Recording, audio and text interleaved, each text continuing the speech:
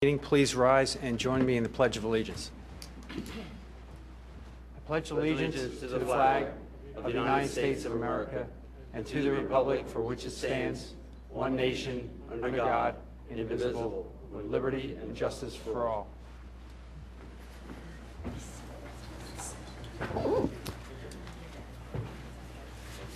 Before I get into the certificate of appreciation for the Saturday Club of Wayne, I just want to mention, and I will mention again later tonight, that the Board of Commissioners will hold a special meeting on October 4th to cover budget. And that will be the only topic that night for the Board of Commissioners special meeting. We'll also hold a personnel and administration meeting at 6:30 p.m. that evening of October the 4th. So I'd like to welcome up, if there's anyone here from the Saturday Club of Wayne, I'd like them to come up. Is there anyone here? Come on up.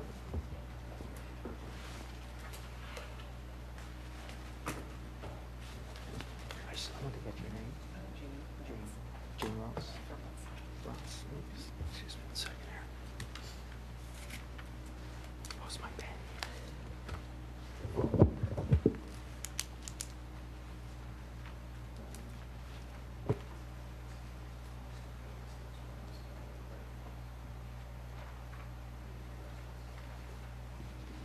Okay, I'll come down to the podium for this.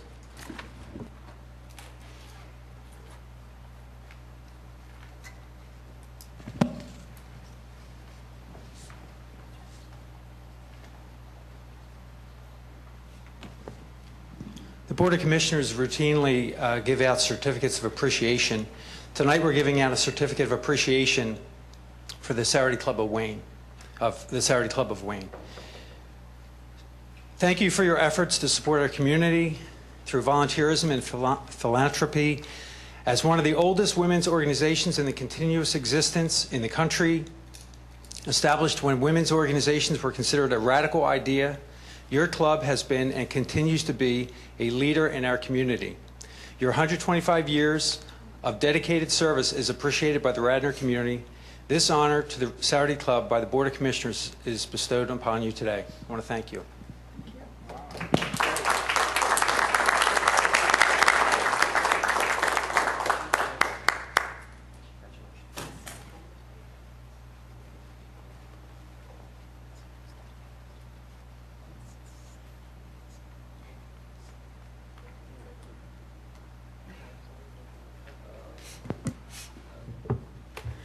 Next up, we have a certificate of appreciation for the Volunteer Medical Services Corp. As the community is well aware at this point, the VMSC had provided ALS services to the Township for 11 years, and just recently the Radnor Firehouse, Radnor Ambulance has taken over those services. But tonight we want to honor VMSC for all the hard work and dedication that they showed this Township. So I'm going to come back down to the podium again, and I want to honor the VMSC.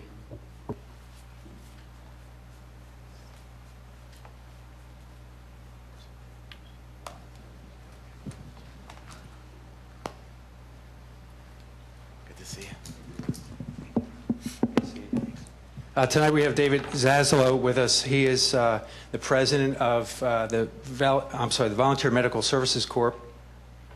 So the certificate reads, "Thank you for your 11 years of service to the residents and businesses of Radnor Township for advanced life support and emergency medical services. It is appreciated by the Radnor community, and on behalf of the Board of Commissioners of Radnor Township, I want to thank you for your service." Thank you.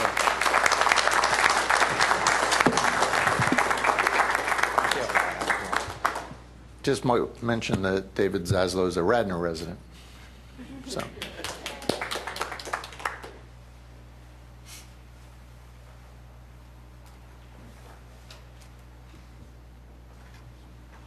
And up next, we have a request for a waiver of fees from LXM Pro Lacrosse. And I believe we had someone here last. You want to come on up? At our last meeting, and I believe we deferred this to tonight's meeting so we could get more information. Yeah, I wasn't sure how to disperse that information, but I have an economic impact study from our 2010 event on the Radnor community. We're seeking to have these fees waived, which are nominal to a large organization, but substantial to ours. It also incentivizes a vendor to come participate in the event, and largely based on this economic study, which indicates we bring about $140,000 of commerce to the area, and then also on the fact that our facility fee had been bumped up $4,000 by the high school this year. I Are see. you a for-profit business? We are. Did you fill out this application? Did not. Somebody filled it out? Yes. And you signed it? We sent two over. I think one was lost in the fax. I signed the first one, and then the other one was signed by someone in our organization.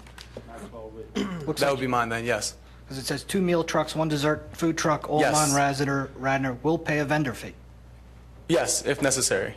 Okay. I wanted to Does it make say- sure that was clear that we were able to pay it. We just prefer not to, obviously. So do you get a cut of what the food vendors sell? Do not. So their incentive is to come there because they'll make money for the day? Correct. So their trade-off is pay the fee and make more than $250, don't show up if they don't think they're going to make $250.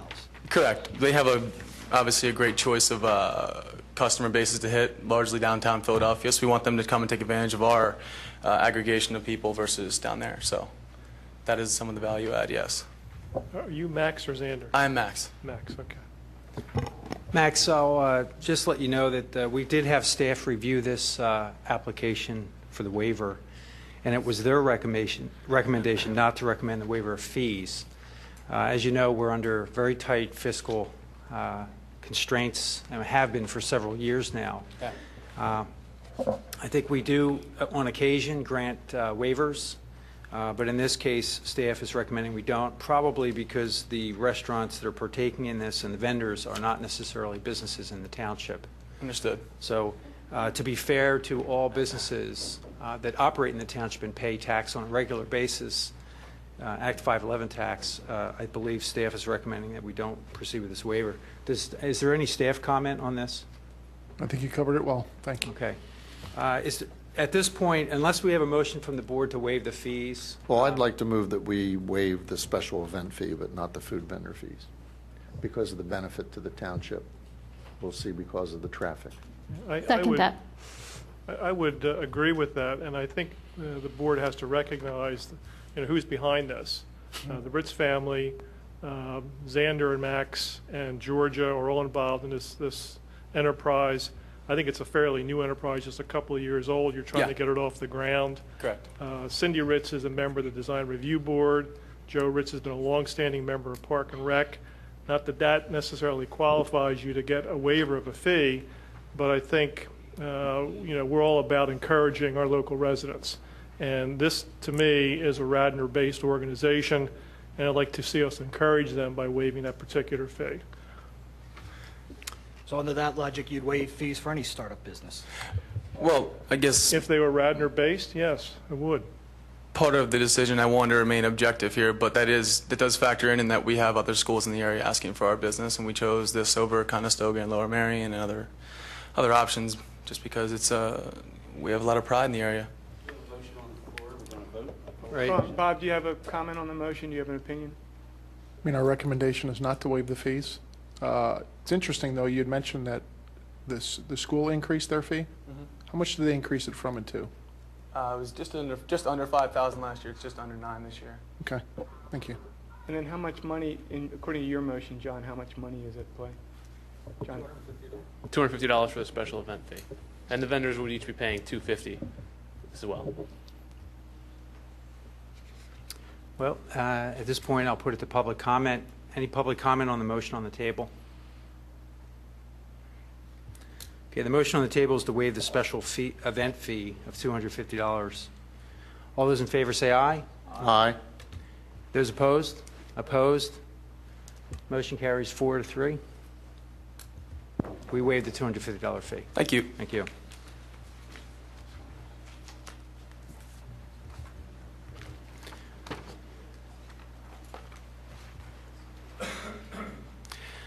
We are recognizing William Martin tonight for 10 years of service to the township. I'll just say a few words. I've known Bill since I came on the board 4 years ago. And I'll tell you, anytime I ever needed information or needed documents or anything had to get done, it seemed to pass through Bill's hands. And he's been a go-to guy for many years.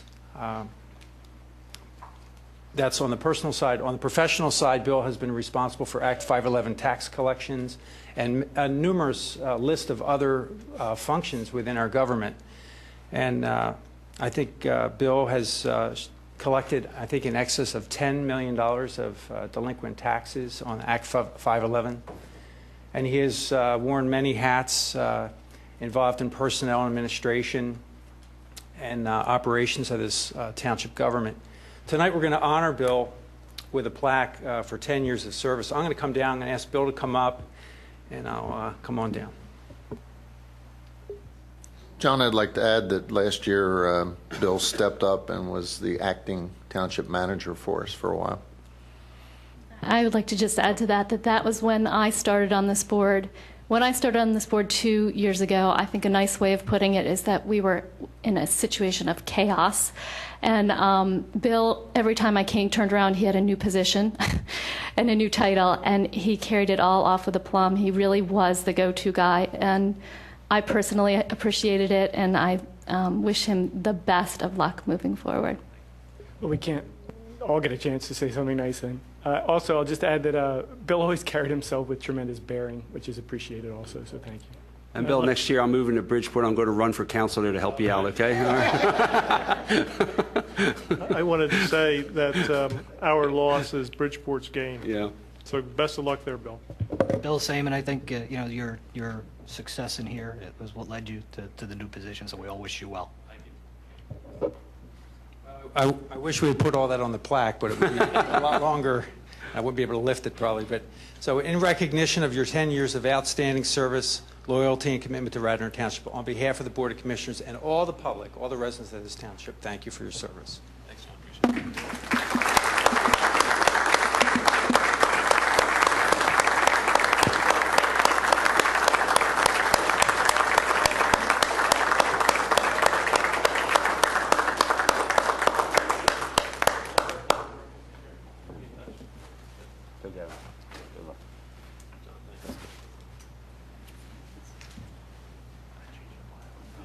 All right.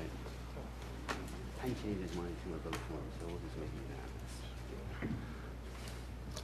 happen. And with that, we will now open up public participation. So if you have any comments you'd like to make before the meeting starts on the official business, you can do so. If you would like to speak before we take any vote on any motions, you'll have a second chance tonight to speak, and then you'll have a third chance to speak tonight right before the end of the meeting during public participation again. So please come on up if you'd like to speak now, if there's something you'd like to address before the meeting continues. Good evening, Jim Schneller, St. David's Park Condos. Thank you for another month's service. Thank you for what you're doing. I have a new issue I wanted to raise, the 5 corners at Haverford Road and Bryn Mawr Avenue South. There was a parking lot that eventually apparently lost a space because of the configuration of the upgrades. And that brought something to mind to me, is that Wawa has not been forced or required, despite a bunch of new what is Chapter 255 changes. I know they weren't improvements, but I'm sure they came before the planning department. They haven't been required to plant any trees or any landscaping. So the whole corner looks like a desert. And I wanted to ask that maybe the Wawa could be required to at least put in some landscape. They typically do. I wrote them a letter. I didn't get any response. But in conjunction with that, the parking lot right next to the cleaners on the southwest corner of Bryn Mawr and Haverford, since it's township owned and that space is just sitting there, it can't be used for a car. Could you put in a pot or one of those large planters or something? Because on the other side of the road, you've got the hospital, which is very pleasant in appearance. Thank you. Thank you.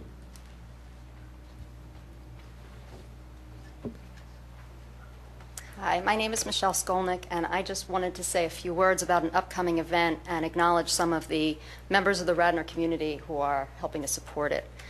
3 years ago, my mother passed away from multiple myeloma, which is an incurable cancer of the blood and bone marrow. And for the last year of her life, she was dependent on blood transfusions. But because the blood products she needed were always there when she needed them, our family was able to spend an extra year with her.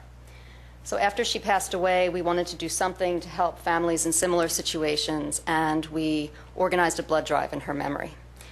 Next Wednesday and Thursday, October 5th and 6th, the 4th annual Carol H. Axelrod Memorial Blood Drive will take place at Lankenau Medical Center in Wynwood, which is where she received her transfusions. The hospital will offer free parking to all blood donors on those 2 days. Because we hold this drive in memory of my mother, my husband and I like to do things to make it special. So everyone who comes to donate will receive a gift bag, will have the opportunity to be entered into a prize drawing, and will receive special food. Since we moved to Wayne 2 years ago, we've received a tremendous amount of support from this community, and this year is no exception. From the neighbors and friends who have signed up to donate and are helping us out, to the very generous local business owners from Wayne and Garrett Hill who are donating food, prizes for the prize drawing, and items for the gift bags. We've also been very fortunate to work with the Wayne Business Association and Diane Jorley. They've been helping us publicize the event, and we're very appreciative of their work. I also wanted to acknowledge Tammy Cohen and her staff. They have allowed us to have a presence at some recent community events, including the summer concert series and the upcoming Senior Wellness Walk. We've been able to talk to people about the blood drive, help them understand why blood donation is so important. 1 unit of donated blood can save up to 3 lives. And right now, our region is in a critical shortage of blood products, due in part to the weather we've experienced over the last several months. So our goal for next Wednesday and Thursday is to collect 200 units of blood. We welcome everyone in the community to join us. And I do have some flyers here that tell you how you can make an appointment, but my main purpose in coming here tonight was to acknowledge and thank all the members of this community who have supported us. Thank you. Could you, unless I missed it, you didn't say the hours. Oh, I'm sorry, 7 a.m. to 7 p.m., both days. Thank you. Thank you. And that's October 5th and 6th. Yes, next Wednesday and Thursday. Okay, thank you, Michelle. Thank you.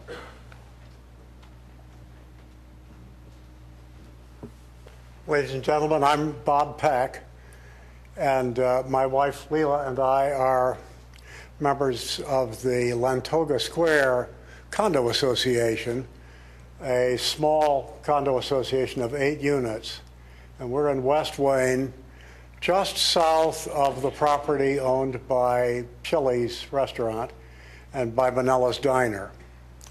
And we have had a continual problem, at least for the 21 years that we have lived in this location, with water runoff, stormwater, running off of the enormous stretch of impervious surface, the parking lot, south of what used to be Manella's Chili's Restaurant and Manella's Diner. And we have contacted management of these restaurants over the years, and we have talked to commissioners about our problem with stormwater and have never gotten any relief.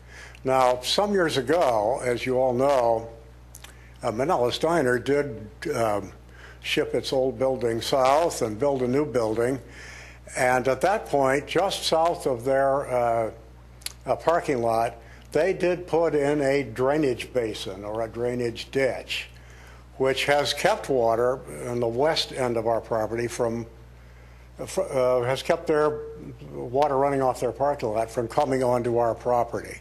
That has never been true for Chili's.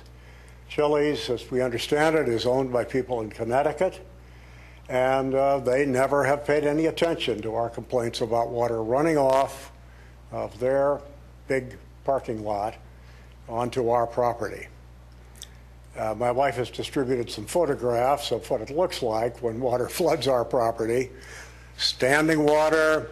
I wish I could show you the photographs from a year or two ago when a creamy scuzz appeared all along our property where water had been standing for a couple of days. Clearly, it's not just rainwater that runs off of that parking lot, at least at some times. Now that Chili's is going to rebuild, we understand from Mr. Curley, who has been extremely cooperative with our association, and we're very grateful to him, that there is a chance to apply some gentle pressure to these folks and have them put in a drainage ditch or something of the kind that will keep rainwater, stormwater from running off on our property. We are constantly, our 4 northern units are constantly in danger of being flooded on the ground floor by water coming over the patios and into the buildings. And the standing water there is a health hazard, clearly.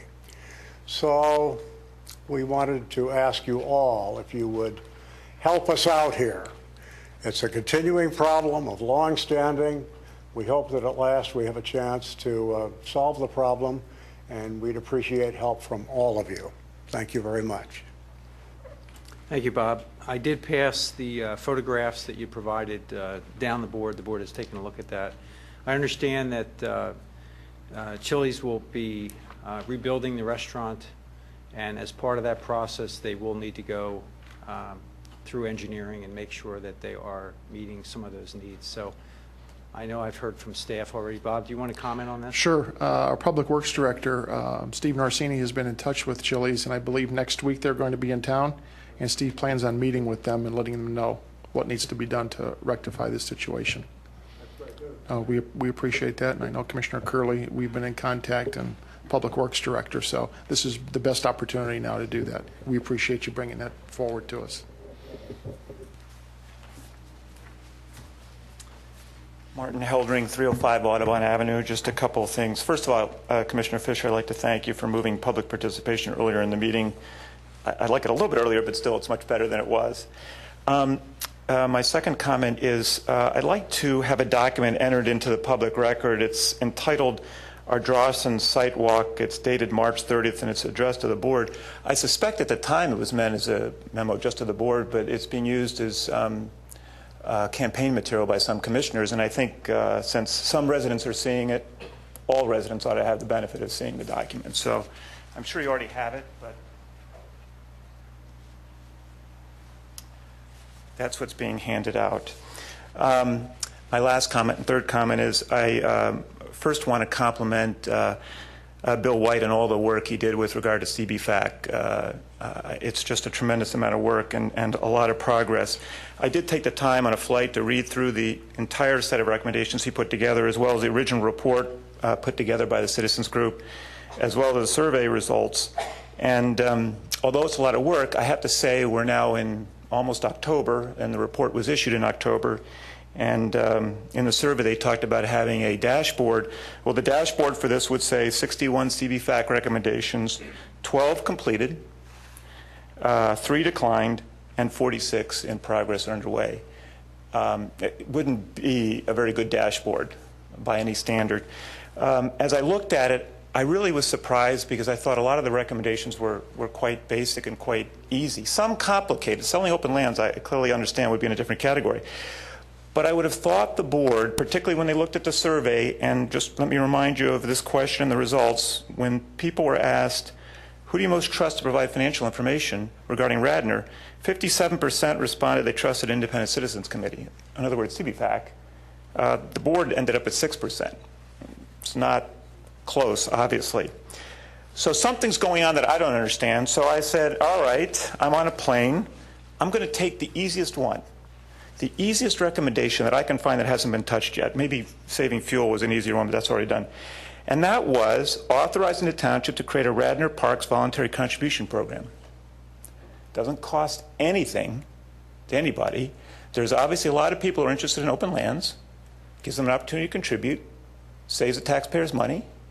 I would think that if Conservancy people were here, anybody would say, why not? So I took the liberty of making it easy for everybody. I prepared a resolution because I think there's a lot of recommendations, and the citizens, regardless of how people are going to vote, citizens deserve to hear how you feel about these things. In my view, there's 4 of you running for re-election up here talking about accountability, openness, and fiscal discipline. So, if that's the case, and Commissioner Mahoney, you did promise me all of these would get a hearing. So what I'm asking is, here's the resolution. It's completed, other than a number. I don't know what number to use. I'm asking for one of you to make a motion and another to second it. How you vote is entirely up to you. But the public deserves, on this issue, to hear how you feel. I'm going to be back in coming meetings with other motions, with other resolutions that you'll have a choice as to what you want to do. But I figured this might help it move along. There are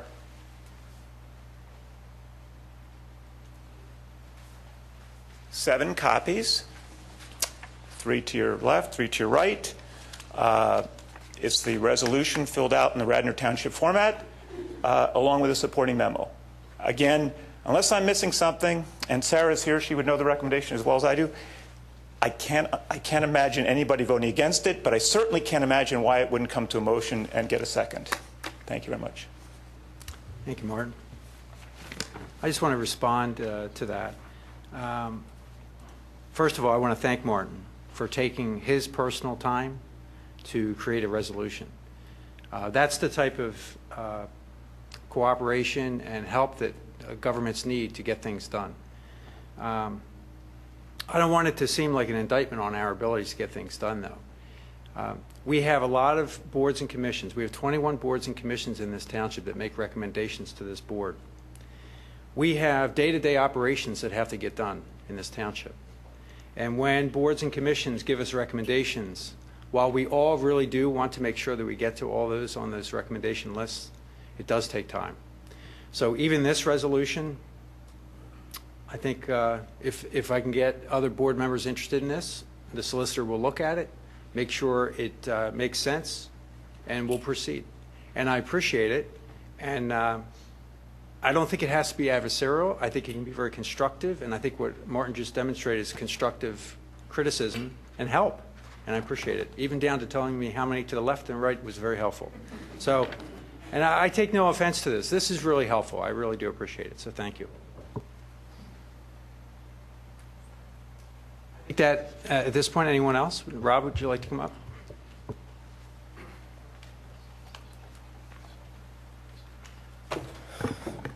Rob Murdoka, Ward 6. Is that what you have to say? Your address. Oh, 104 Moshe Lane. Thank you. 2.5 years after Dave Bayshore is gone, I'm still concerned that there is a lot of opaque activity here instead of transparency.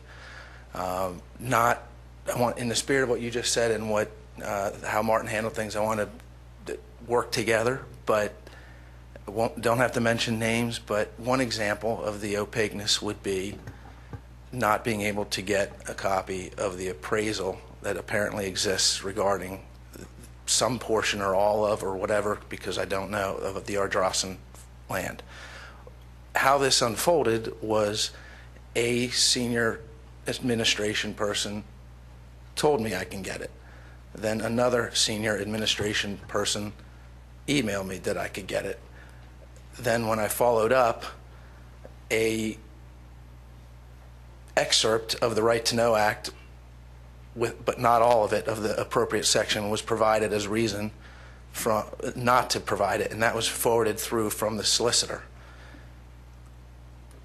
Why the other excerpt that makes that clause at least open to a lot of interpretation was not provided is a little surprising when we talk about the word transparency.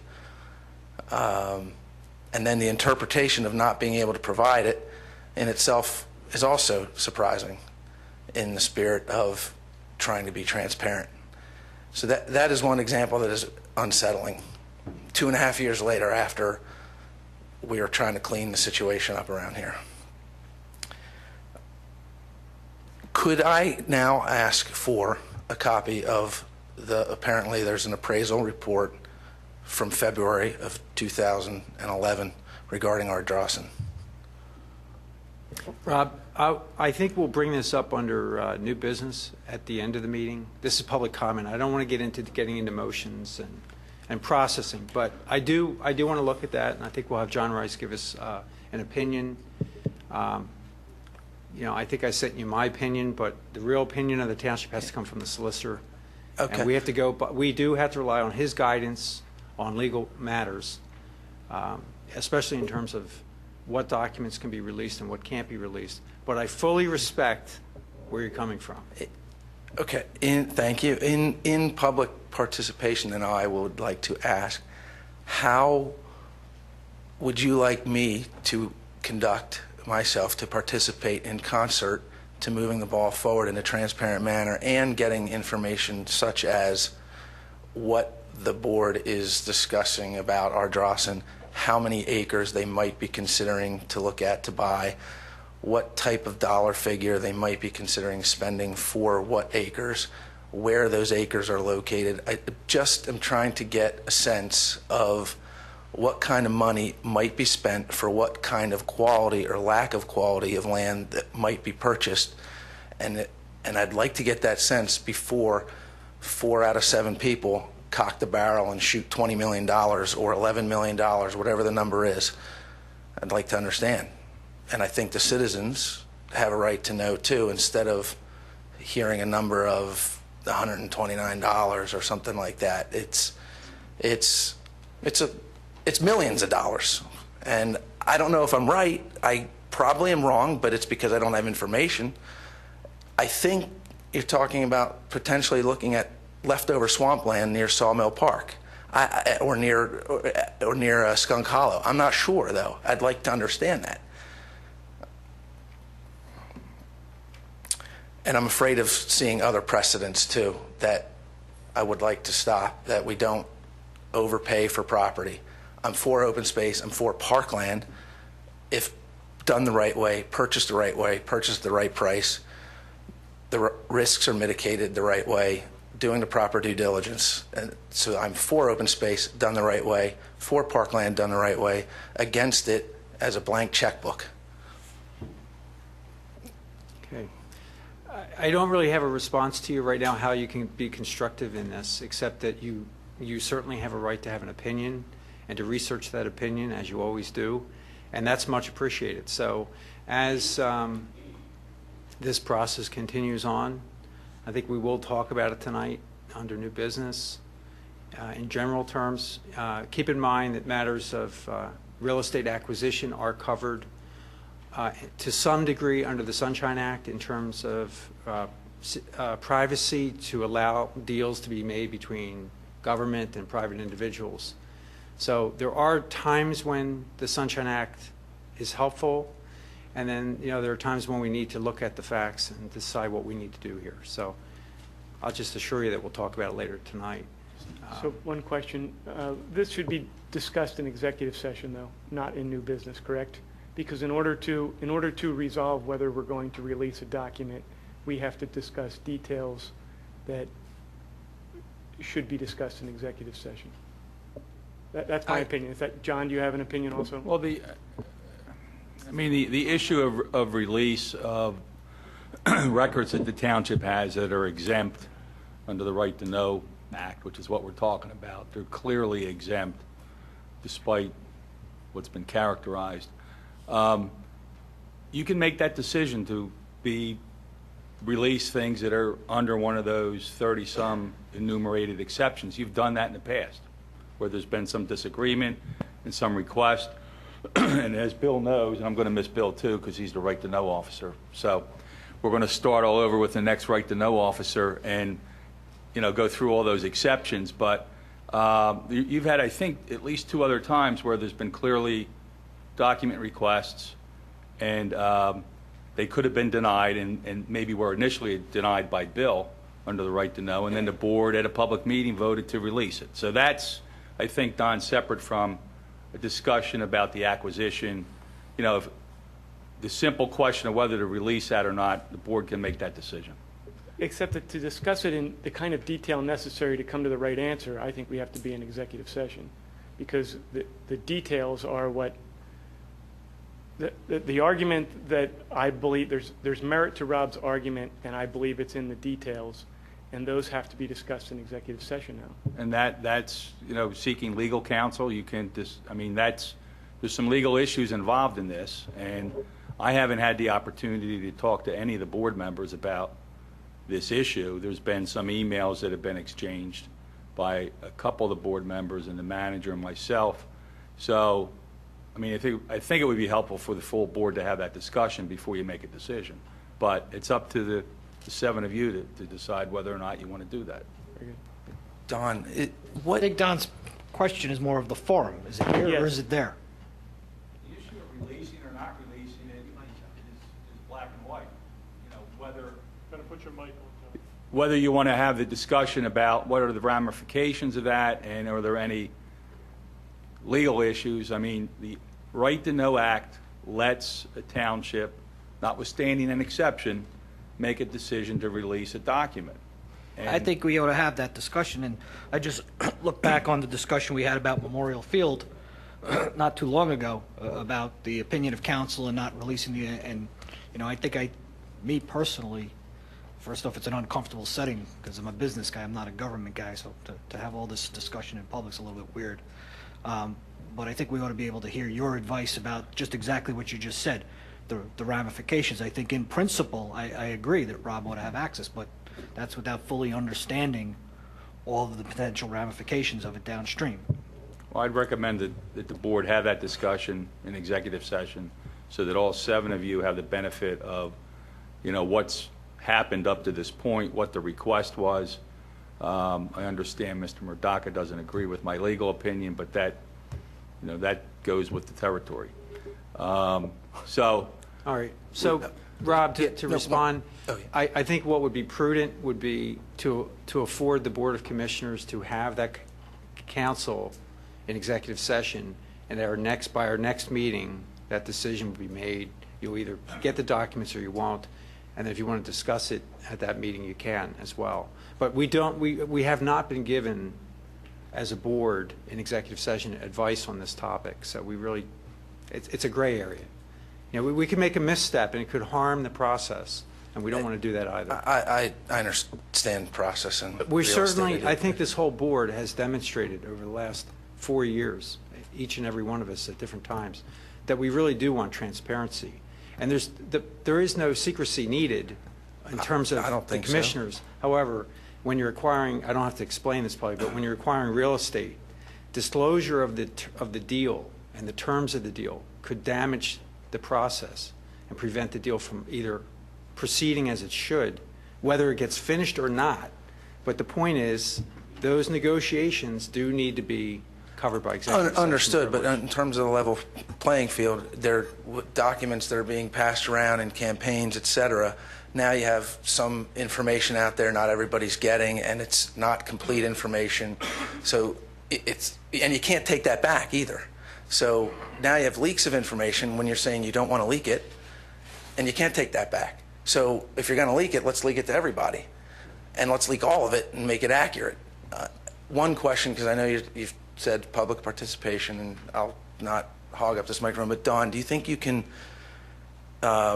generally characterize an example, you know, without saying more than you want to say, about what are some of the types of details that need to be discussed, in your opinion, in executive session that you don't want to have? No, I don't think I can. And I think that's the whole reason why I came tonight, to have this discussion with John, but I think that the details are so critical that they have to be said in executive session. And just to echo one thing that John said, part of our obligation is to each other, that things are said in executive session, and we can't unilaterally decide to break that. So I need to discuss with John some of my concerns, and then I'll proceed based upon how I think we should proceed.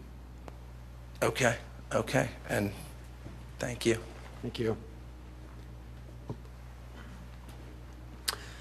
Seeing no further public comment, we'll move on to approval of the minutes for the public meeting of September 12th, 2011. Move they be approved. Do I have a second? Any commissioner comment?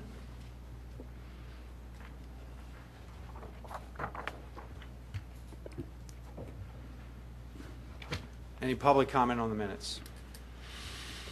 Actually, I may have had one typo I wanted to bring up. Just a quick comment. I made 2 comments at the very end, so I think one was captured, which I appreciate. The other one was not. So, and I think it's important that it be reiterated.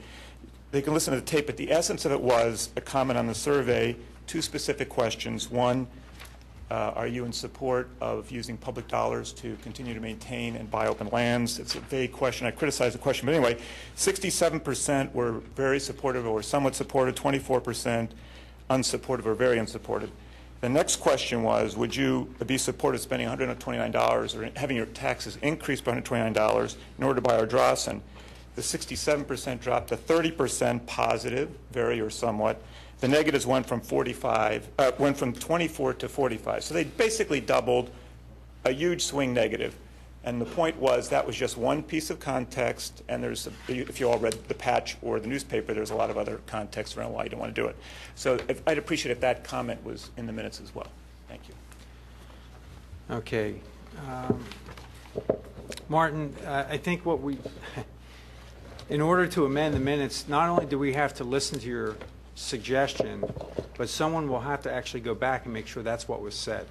Because the minutes reflect what's actually said, not what we intended to say.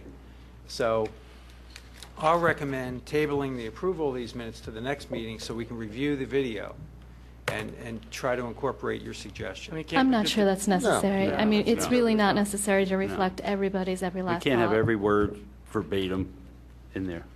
Especially since we have the videos available.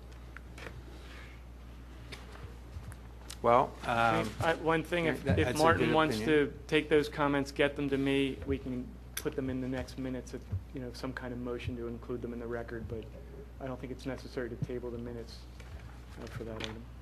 And as a point of context, if any residents have amendments to the minutes that they'd like to suggest, it would be helpful to get them to the township before Monday evening so that they can be included in our packets so we can make the motion to approve. Otherwise, we run the risk of making an editorial error. Mr. Chairman? Yes. Maybe I can recommend that we actually have a court stenographer and record word for word. No. Because it'd be a lot easier that way, because this way we won't miss any part of it. All right, Because really, But it's the going to issue- get into but Bill, such a the gray issue of area. The issue was that we were going to just put gonna official call- action in the minutes. That's Okay, what the minutes should be, official Let's not action. get carried away here. I think we all, it's very difficult to get the minutes. We've gone through many phases of what constitutes minutes. We went from almost having like a court-like stenographer type version to having just a synopsis. And we have to recognize the amount of time it takes someone to prepare these minutes and to try to capture the essence of what was said. So, Martin, I'll appreciate if you want to get your comments. I think to that Commissioner comment Burley. isn't helpful. I thoroughly understand what's involved in Mr. taking Chairman, this. I'm not, a point of this order. I think wait a that minute, is this public ridiculous. participation It is. with regard to this. I think It is. the public has a right to speak. I will be brief. I'm not asking word for word. That's crazy. At this point, approve the minutes. I've made the point verbally again. But I do think if someone stands up and makes 2 points and only one is captured, somehow the essence of the other point should be captured too. Not word for word, but some part of it. I think that's... Okay, we'll make sure we get it into the meeting minutes for tonight. I'm going to call the question on this, unless you have something new. Yeah, I just say the cost of 3 hours of a stenographer every 2 weeks is well worth it compared to the amount of dollars you could move around in your budget. So I think it was a good idea. Okay, I appreciate that. All right, it's been moved and seconded. All those in favor say aye. Aye. Aye. Any opposed? Motion carries 7-0. All right. Tonight is going a little rougher than I expected, but we'll continue. We have an appointment to the Ethics Committee. Do I have a motion? Yeah, I motion that we appoint Martin Heldring. It's like the Martin Heldring show tonight. Okay. Any board comment? Any public comment? All those in favor, say aye. Aye. Aye. Any opposed? Abstain. Abstain. Okay, so we have 5 in favor, 1 against, and 1 abstention.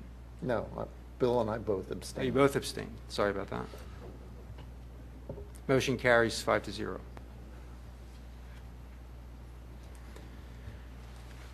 We have departmental reports. Do I have a motion to accept? Move they the be departmental accepted. reports? Second. I had a question for Bill White.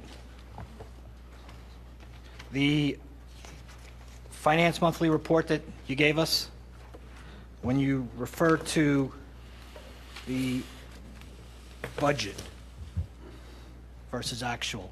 Was it our original budget, or is it now the revised budget? Those reflect the budget revisions that were adopted. Okay. I'm So okay. even though Can it's you- from August and the budget amendment was done in September, all the spreadsheets had incorporated those amendments, so. It's still somewhere along the line, I know this is, you've done a nice job of getting us to this point. I'd still like to see where we started at the beginning of the year and what we approved at the beginning of the year, then this revised budget. Again, my terminology is usually budget forecast. So I understand government might be different, but I'd still like to know how we compare to what we proposed at the beginning of the year in the next iteration. Yes, sir. Okay, thank you. Very good. I also have a comment on the, when we look at permit fees, and I've asked this before, do we put any effort into assuring that the fee claimed by the applicant is accurate? Because the prices are all over for what in many cases seems to be similar work. So either we have some really good shoppers in Radnor Township or some really bad shoppers in Radnor Township.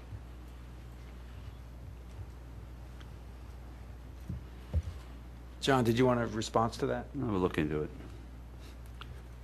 Yeah, I can. That's not a question for John, it's really a question for Steve. Okay, with building Bill. permits, yeah. You're still here, Yeah, yes. still here, and Ray Daly, our code inspector, I mean, they've been doing it a long time. They can usually see if the job is pretty accurate or not accurate, but it really will vary depending on the contractor, experience of the contractor, the materials they're using. But we can take a look at it and see if I could have Ray and them keep a closer eye on the actual cost of the projects as well. Thank you. And I would just like to call out one thing out of the police report. I want to say on behalf of all the residents on Goshen Road, a huge thank you for the speed enforcement on Goshen after it was reopened. The numbers are in here are till mid-August, but there were many, many citations, and the residents really appreciate a strong presence there. Thank you. You're welcome. And I'll just comment and thank all staff for the hard work they do. This doesn't really capture the true essence of what they do. It's rather thick, but these are just brief synopsis of all the work that gets done in this township every month. So I want to thank all of you for the hard work that you do. And I also want to thank Bill White for the hard work he's been putting in on the finance end and trying to get reports to us that add clarity and transparency on the finances. It's been moved and seconded. Any public comment? Seeing none, all those in favor say aye. Aye. Aye. Any opposed? Motion carries 7-0. We'll move into committee reports. Commissioner Mahoney, Public Safety. Thank you. The first item is introduction of ordinance 2011-20, which would limit parking on Banbury Way to 2 hours, Monday to Saturday, 8 a.m. to 6 p.m., except Sundays and holidays on the east side of the road. I'll move the introduction. Second? Board comment? Public comment? All those in favor say aye. Aye. Aye. Any opposed? Motion carries 7-0. The next item is the introduction of ordinance 2011-21, which would amend the speed limit on St. David's Avenue to 25 miles per hour. What is it right now? It's 15? Okay, I'll move the introduction. Second? Board comment? Public comment? All those in favor say aye. Aye. Aye. Any opposed? Motion carries 7-0. The next item is introduction of ordinance 2011-22. Again, another amendment which would change to 2-hour parking on Pembroke Avenue on the west side from 8 a.m. to 6 p.m. except Saturdays, Sundays, and holidays from Lancaster Avenue to St. David's. Road. St. David's, I'm sorry, it says to Midland Avenue. Yeah, it's St. David's Road. It's from Lancaster Avenue to St. David's Avenue at St. David's Road, and then it's from Lancaster Avenue to Midland. Right. So we're just eliminated it from, we're leaving it Lancaster Avenue to Midland. We're removing it from Pembroke to St. David's Road. Okay. I'll move the introduction. Second? Board comment? Public comment? All those in favor say aye. Aye. Aye. Any opposed? Motion carries 7-0. The next is introduction of ordinance 2011-23, which is the mirror image of the other one, simply dealing with the east side of the road, correct, Yeah. Bill? Yeah, St. David's Road, not Avenue. It's road. Okay. I'll move the introduction. Second? Board comment? Public comment? All those in favor say aye. Aye. Aye. Any opposed? Motion carries 7-0. All right, the next is introduction of ordinance 2011-24 to amend an earlier ordinance which instituted 2-hour parking restrictions on the south side in the 300 block of Midland Avenue. Bill? Yes, we're eliminating in the 300 block of Middle Avenue, and I'll make the motion. I'll second it. Okay. Any board comment? Any public comment? All those in favor say aye. Aye. Aye. Any opposed? Motion carries 7-0. There is one other item which Commissioner Higgins would like to bring to everybody's attention.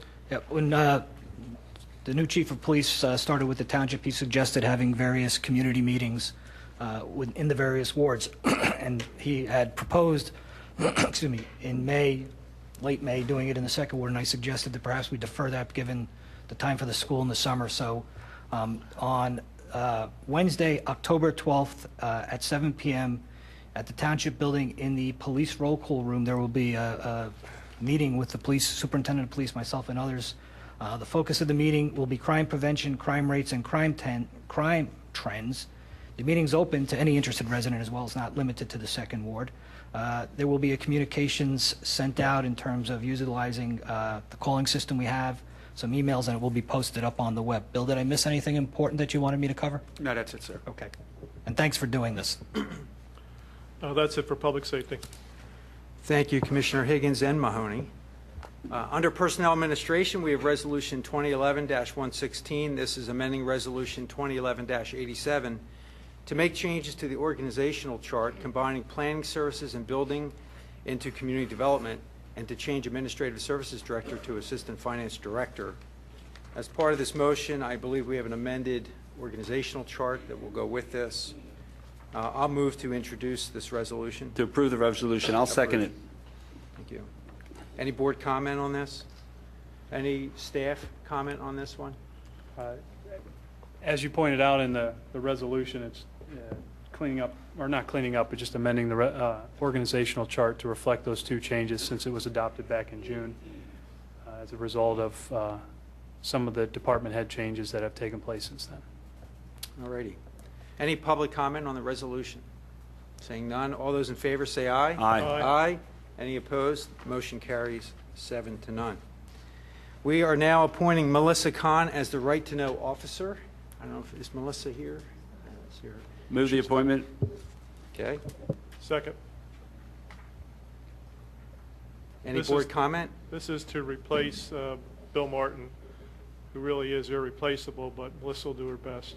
That's correct. And I'd like to thank Melissa Kahn for agreeing to do this. This is a huge, huge responsibility. I don't recall the number, but I know it's in the hundreds of requests.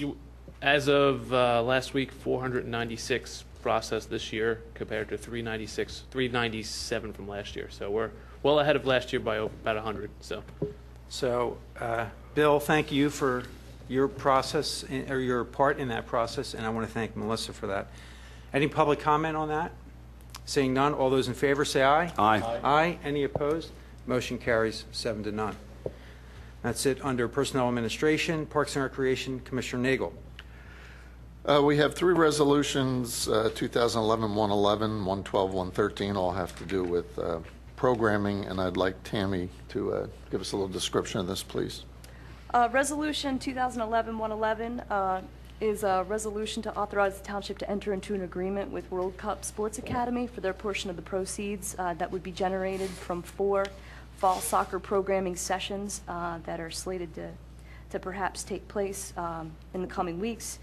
Since the program enrollment for the programs in these 4 sessions is anticipated to be high enough to exceed $3,000 per the charter requirement that the board formally approve this, I recommend that you adopt this resolution to approve.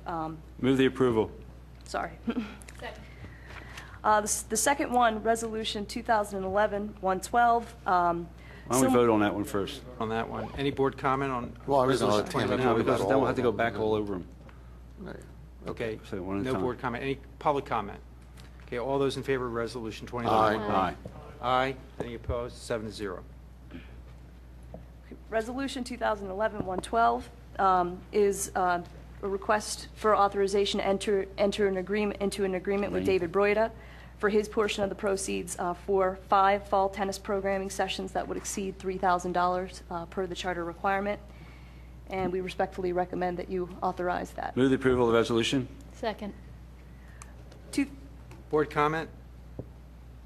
Public comment? All those in favor say aye. Aye. Aye. Any opposed? Motion carries 7-0. Resolution 2011-113 for authorization for the township to enter into an agreement with UK Elite Soccer for their portion of the proceeds generated through 3 fall soccer programming sessions. Since the program enrollment is expected to require their portion to exceed the $3,000 charter requirement for board approval, respectfully, I'm recommending Move the that approval you- of the resolution. Second. Board comment? Public comment? All those in favor say aye. Aye. Aye. Those opposed? Motion carries 7-0. Resolution 2011-114 is the approval of operational guideline for contracted programming. Was this reviewed by the Parks and Rec Board, Tammy? It was not. Okay. Is there a time deadline when we need this approved? No, there isn't one. I'd like to move that we send this to Parks and Rec for review. Okay. Board comment? Bob, any thoughts on that? Does that seem reasonable to you? Being this administrative function here, and Tammy's put a lot of time into this, this is just basically of how contracts are handled. So at this point, I'm not sure if the Parks Board needs to look at that or not. I would recommend that the board consider approval. Tammy, is this based on the contracts you've been using to date? It has. It's actually, a lot of the components of this contract we've already been engaging. This is just a compilation of everything, and it brings it together formally, and it can enable some better record keeping and tracking on our behalf. It also brings in an indemnification waiver, which was something that we had never required before on behalf of our contracted programming, be it with organizations or with individuals. And now this will be uniform. Anyone running a program through the township will sign this. In a contracted manner, yes. Commissioner, also, if I can add, the solicitor has reviewed and approved this. So if it goes back for review and they make changes, it's going to cost us more money to have John look at it again. Well, in light of the fact that it's basically the same contract we've been using, it might be unnecessary to re-review it at Parks and Rec. Yeah, I would suggest this is probably more of an administrative document. Commissioner Nagel, would you like to revise or withdraw your motion? No, because I believe the Parks and Rec Board, as one of our boards, should have been in the loop prior to this coming to us. We depend on our boards to give us advice. And although this is indeed administrative, in the past, the board has offered us great advice on administrative matters, suggesting alternatives. So I would still like to say go back to Parks and Rec.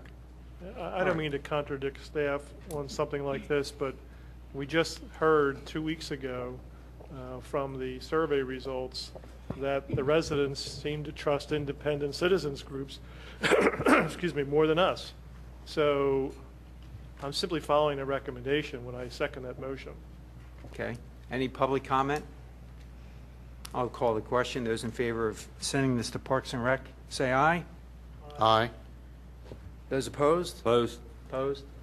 I move the Motion approval fails. of Resolution 2011-114. Second. Any commissioner comment? Any public comment? All those in favor, say aye. Aye. Aye. Any opposed? Was anyone opposed? No. No. Motion carries 7-0. Thank you, Commissioner Nagel. Commissioner Higgins, Finance and Audit. The first item on the agenda is the schedule of bills payable identified as 2011-9B. I'm going to ask you a question, Bill. what's going on with this VU 911, VU 912 about these almost 2,000 refunds of minimal value? That is a series of LST refunds that were submitted by Villanova University folks over the past 3 years. So 3 years. So under the refund law, or under the laws of the tax, they're entitled to refunds regardless of the amount. So those refunds have come in over the past 2 months, and the department, Bill Martin, as part of the Act 511, has gone through and verified them, and now finance has gone through and entered all of those into the system, and we are now issuing the refunds.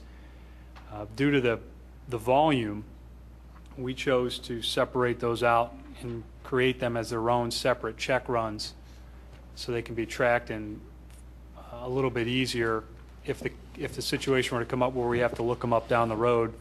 All of those refunds are lumped together. Typically, as they come in, we include them under the regular bills process, but since there were so many included with this particular one, we pulled them out and ran them separately. So that's why there's actually 3 different disbursements lists. So you're cutting almost 2,000 checks. Yes, sir. I'll ask you a question, and you can tell me if you don't want to answer it. Do you have any idea what's going on? Outside of the fact that the folks who have submitted for refunds are entitled to receive those refunds, Yeah. I'm not sure.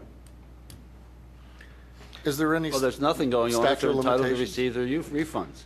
Except you don't get 2,000 requests in 2 months. That's what's a little Well, unusual. they overpaid and they shouldn't have paid, right? And they're proving they haven't paid?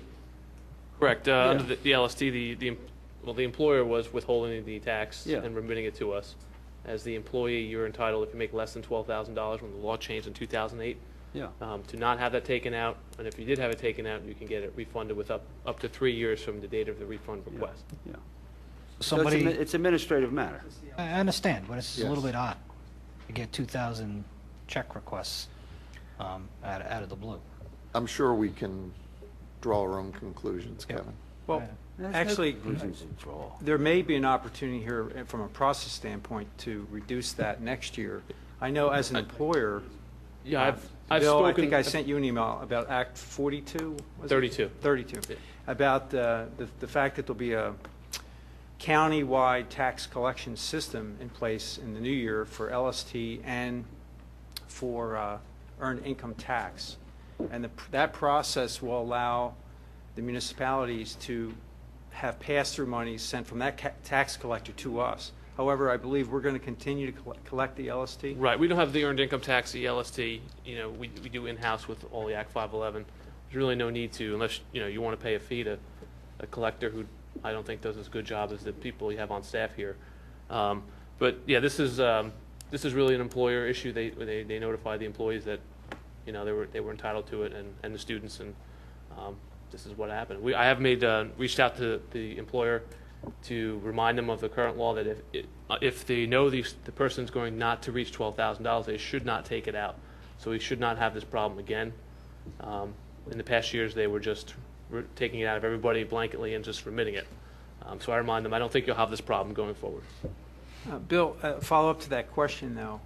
I know as an employer, we're going to be remitting our withholdings on LST, and I'm not in the township, but in the township I'm in, we'll be withholding LST and EIT for all of our employees, and we'll be remitting that to a tax collection service.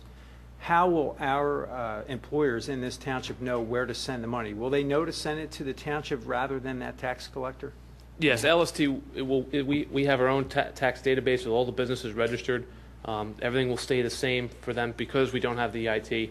Those that do have the EIT have all been notified, usually by the county tax clerk. I believe Centax is the EIT collector for Delaware County. They'll notify them for the employees that working in Radnor, but since we don't have the EIT, we'll still have to remit it to Delaware County, which will then return it to their proper municipality. Okay, thank you. All right, so the grand total of authorized disbursements is $1,608,913.74, and this has been approved by the department heads, verified by the finance department, and it's within the budgetary limits we imposed for this year. So I make a motion to approve. Second? Board comment? Public comment?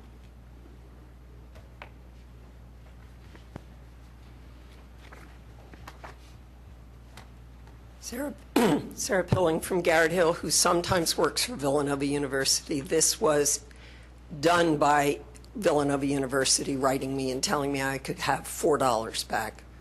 And I said to Bill Martin, I'm not going to bother you for $4. So I think they were just clearing up their records.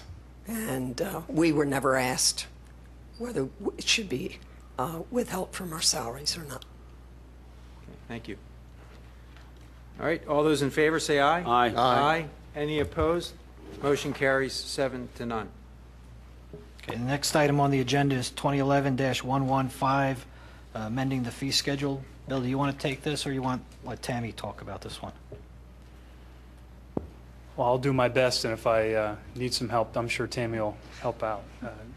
As we've done throughout the year, at various points, we've amended the fee schedule to reflect different changes in the fees. After going through administratively with the upcoming Parks and Recreation, Youth Basketball, Hoops Clinic, and basketball program, and evaluating what those costs might be and trying to forecast that out, it was determined that the rates that are included in this resolution would be necessary to make sure that we're covering the costs. So that's why the amendment to the fee schedule is being proposed tonight. And those fees go, and the fee is now $130 for the Youth Basketball League and $90 per participant for the Youth Basketball Hoops Clinic. So I make the motion to approve Resolution 2011-115. Second. Board comment?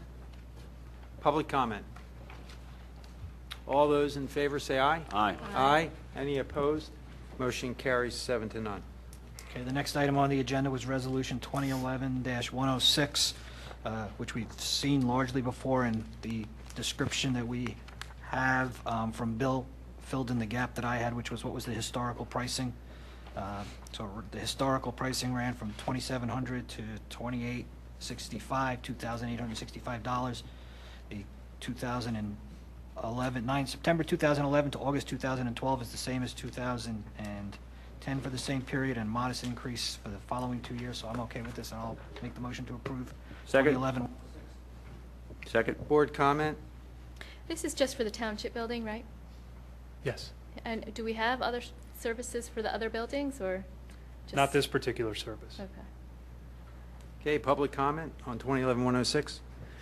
Saying none, all those in favor say aye. Aye. Aye. Any opposed? Motion carries 7-0. Okay, the next item on the agenda is Resolution 2011-119, approving the 2012 municipal minimum obligation for the township pension plans. I guess, Bill, you want to offer a brief explanation, and then if you could tell me what distressed level 1 means?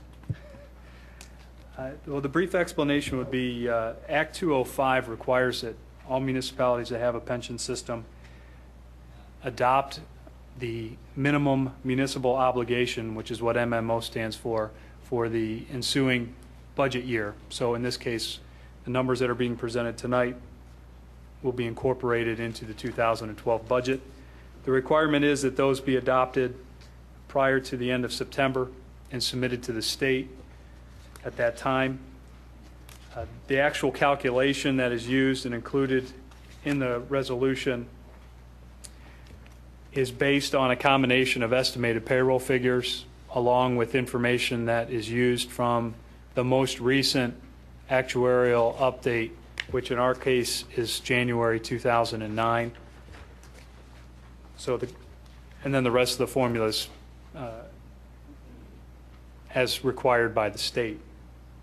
Distress level 1 is a calculation and I don't have all the particulars, but it is a level of funding calculation that if you fall within a certain parameter, you fall in distress level 1. If you are underfunded by so much, you fall in distress level 2. And if you're underfunded by yet even a higher amount, you fall into distress level 3. Being that we are in distress level 1, the state, by way of Act 44, thank you, sir, gives us the opportunity to choose whether or not we want to elect to use the 25% amortization reduction.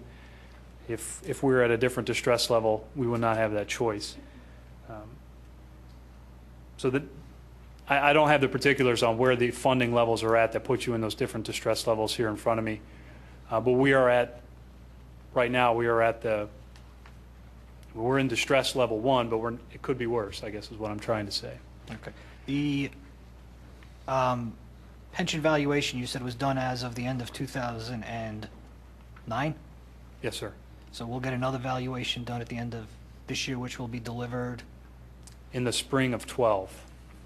And we're budgeting on the proposals, we're budgeting on the basis of the 2009 valuation? Yes. And then our MMO a year from now will be based on the updated calculations that are given to us effective January of 11 for the 2013 budget. All right. Can you get a snapshot? Maybe it's not formal, but if there's a way you can get a snapshot of what the valuation estimate would be now relative to 2009, because I actually don't remember the conditions, but I suspect that we probably have a deterioration in value. Based on what's happened in the market, I would tend to agree.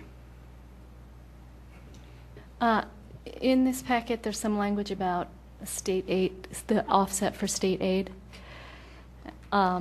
Do we know, did we get state aid for the 2011 year? Yes. And what was that? Just under 600,000. This is an amount we get annually. Mm-hmm. It's based on, again, it's a state calculation that determines on a per unit basis. And for all civilian employees, 1 employee equals 1 unit.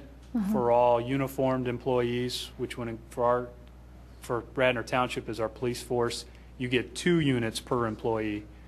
And the state tells us what that per unit amount is, and then we get that, based on the number of employees we have, we get that amount back. And where does that show up as revenue in our budget? There's a state pension revenue line in the general fund. We are required by the state law to put it in the general fund, and that offsets the amount that is shown down in the transfers out on the expense portion of our general fund budget, which equals our MMO amount. So we have, as the resolution exhibit shows, we'll have roughly $2 million in total transfers out for 2012 for pension, and that will be offset by the state aid. As a piece of good news, actually, since you brought it up, is we found out, we got an email from our actuarial company on Friday that the per unit amount for 2011, so the amount that will be reimbursed for this year, is up 73%. Wow. Which will equate, the total amount that we'll get from the state this year will be in the 980,000 range, which is about 350,000 more than what we've gotten in prior years. And we had budgeted for 600. Yes, so that'll be helpful to the general fund. It'll be a greater offset to the amount we're contributing to clarify? MMO. You said you were getting it in 2012, so you haven't budgeted for that yet. No. Well, it's the per unit reimbursement that we're going to get this year. Okay, but does it apply to this fiscal year or next fiscal year? It applies to this fiscal year. We'll actually get it any day now in September. But every year, we approve a resolution accepting the funds that we get for the police pension fund and from the public employees fund. That's right. That's put in front of us every year. We get this. haven't done that yet. No, we've done it every year. We haven't done Not it this this year year, yet, but we've right. done it every year prior to this. Yeah, typically the money is deposited in September, and then the resolution is based off that deposit. You'll see that in October. Yes. But they also did caution that this increase appears to be a one-time only, and that future budgeting years should be based on what we received in the past. So, To give any explanation? Nothing that I feel real good about. It's just that, hey, here's some good news, but don't bank on it for future years. Well, there must have been some act or some kind of funding that provided this extra money. The legislature must have done something because everybody was having pension problems. It could be. We never got official notification from the state. This came through the company that we retain as our actuarial company. So Or maybe But it there's- is good news. Maybe there's more money in the fund and they're just distributing it, more of it. Bill, did we take the Act 44, I know we took the Act 44 reduction in 2009. Did we take it in 2010? What the as township well? elected to do was the smoothing back in 2009. So that is built into this. The decision as part of this year's is a 25% reduction in the line 4 of the calculation that's on the attached to the resolution, which is called the total amortization requirement. They give us the option to reduce that by 25%, which, as noted in the legislative summary, the administration is recommending we do not take advantage of that, purely from the standpoint of that even though it would reduce the contributions that would be required in 2012, it does not help our funding situation. As a matter of fact, it actually hurts the funding situation because the requirements are still there on the liability side. So that's why we're recommending that we don't take advantage of that. So in essence, we could pay less now but pay a lot more later Yes. and try to defer, but that's not going to help the And future. And I'm still not sure why that's presented to distressed pension funds. So I'll move the approval of the resolution.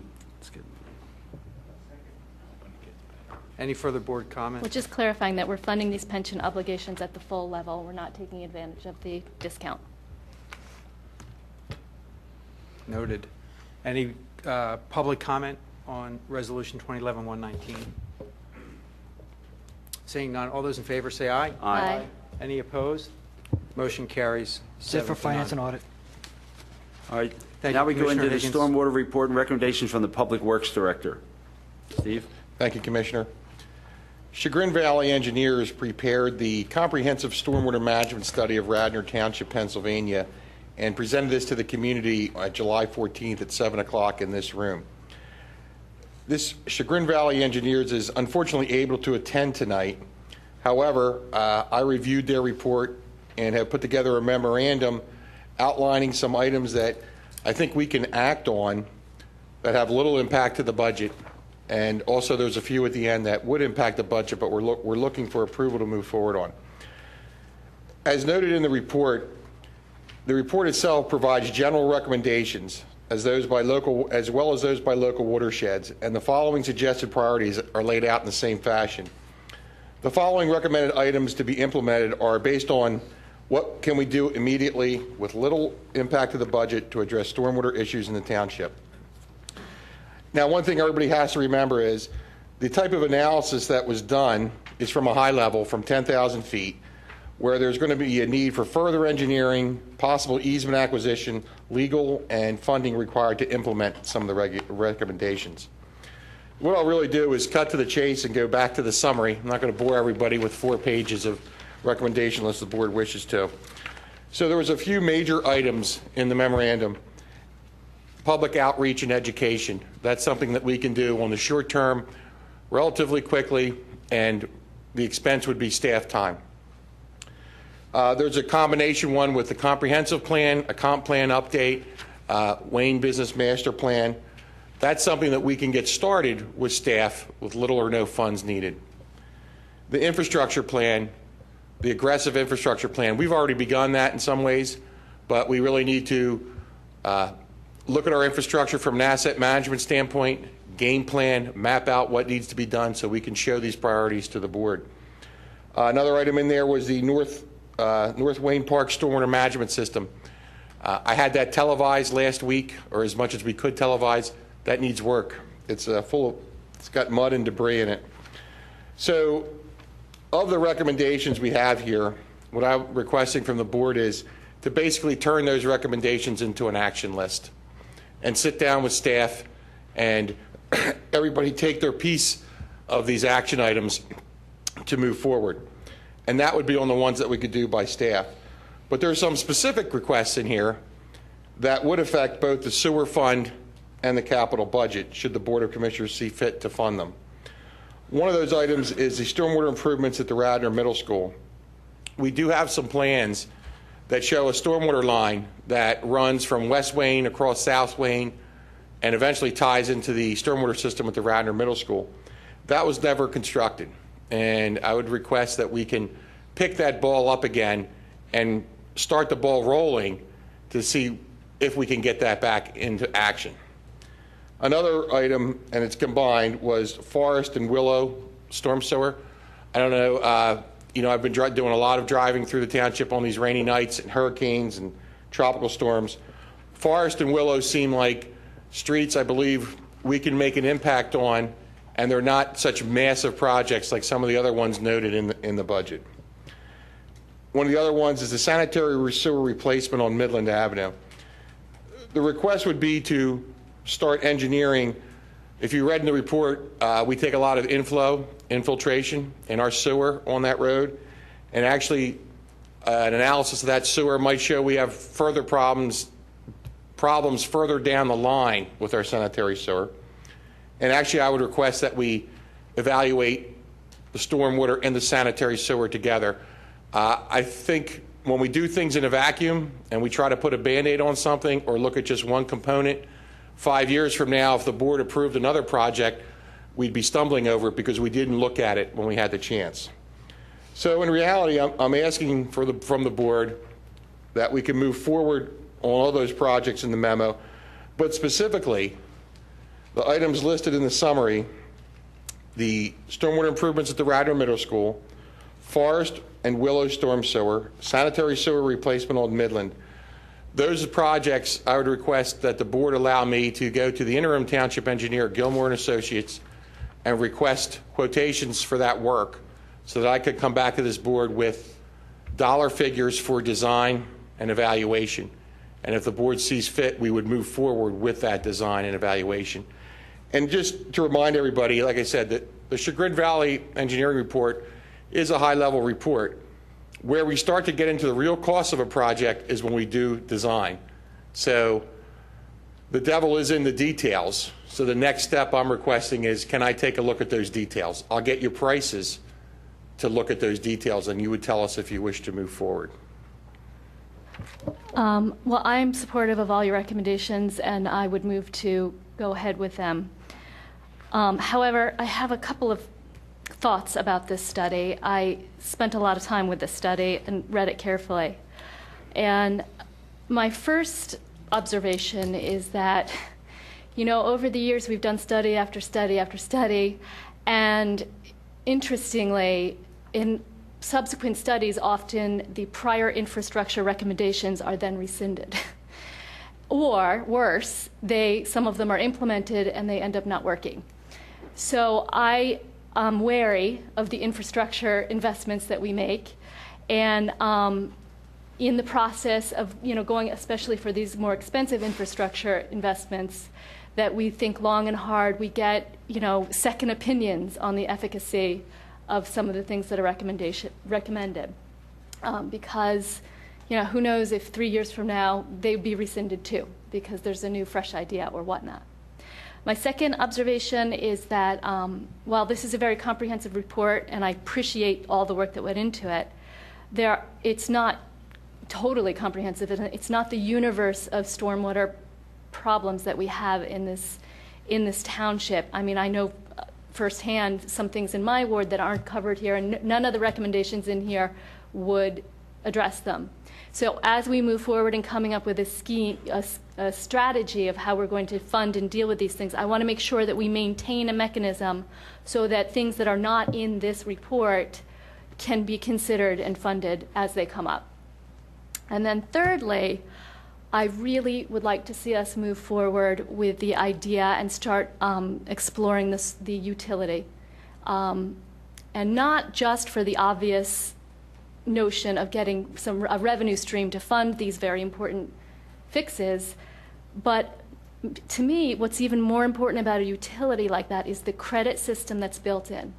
Because right now, when we have development and redevelopment, and we have it, I mean, it's all over our agenda tonight later on, businesses, schools, residences, they're not making the decisions to put in the porous pavement. They're not making the decisions to do these because it's more expensive, and you can't blame them.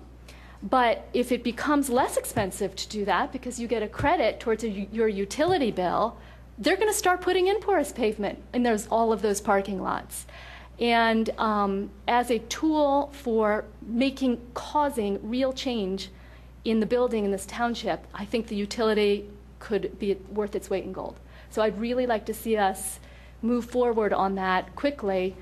The exploratory stage of how that might work here, what the legalities are, what the logistics will be, and do that as an initial step along with your recommendations. So those are my comments, along with the motion to accept your recommendations. I'll second your motion. Any further board comment? Yeah, a couple. So, Steve, no cost for this except staff time, your time to assemble things, no direct cost? For some of these items, the outreach, education, that staff time, even to start the look at a comp plan or a comp plan update would start in-house before anything big happened at all, if it ever did.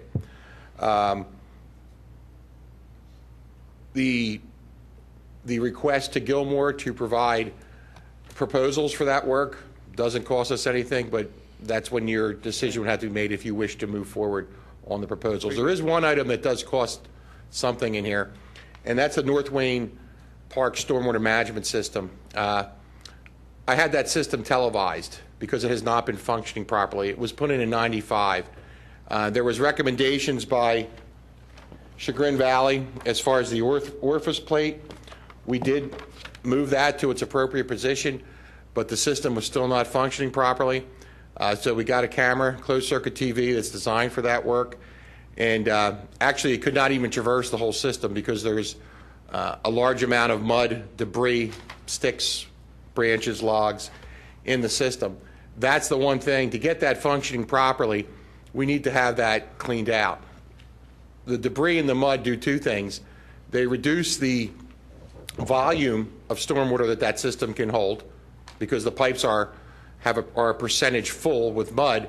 And also, just as important, they reduce the surface area for groundwater infiltration because where that silt lays over the bottom of the pipe, those holes in the pipe, those perforations are no longer functioning. So we have this big system that could help out the folks in North Wayne to some degree, not a panacea, but could help them out. And I'd like to get that functioning. Unfortunately, I don't know a cost for that. What I would ask that we go out to bids for that, and at that time when I come back to this board with those bids, you could make a decision if you wish to fund that project or not. But going out to bid for that wouldn't cost us anything other than the advertising in the local paper. Very good. And then, the three traditional gray infrastructure projects, they're you've prioritized and picked those three from the sea of recommendations in the report. I did, and I'll be honest with you, one of them is very low-hanging fruit. The stormwater management system at the Radnor Middle School is constructed. We have a set of plans that shows pipe runs from West Wayne Avenue, across South Wayne Farm, and into the stormwater management system. I believe it wasn't constructed, and this is from anecdotal knowledge, that there were utility conflicts. But we do have a base plan. We know we have flooding issues at West Wayne, at the post office, South Wayne, and Runnymede. So to me, that has a partial design done. Whether that actual design can be implemented, I don't know, but I think we should move forward. Midland, my thought there was because it's twofold. It's sanitary sewer and it's stormwater. The township pays for its sewage treatment by the gallon, literally by the gallon.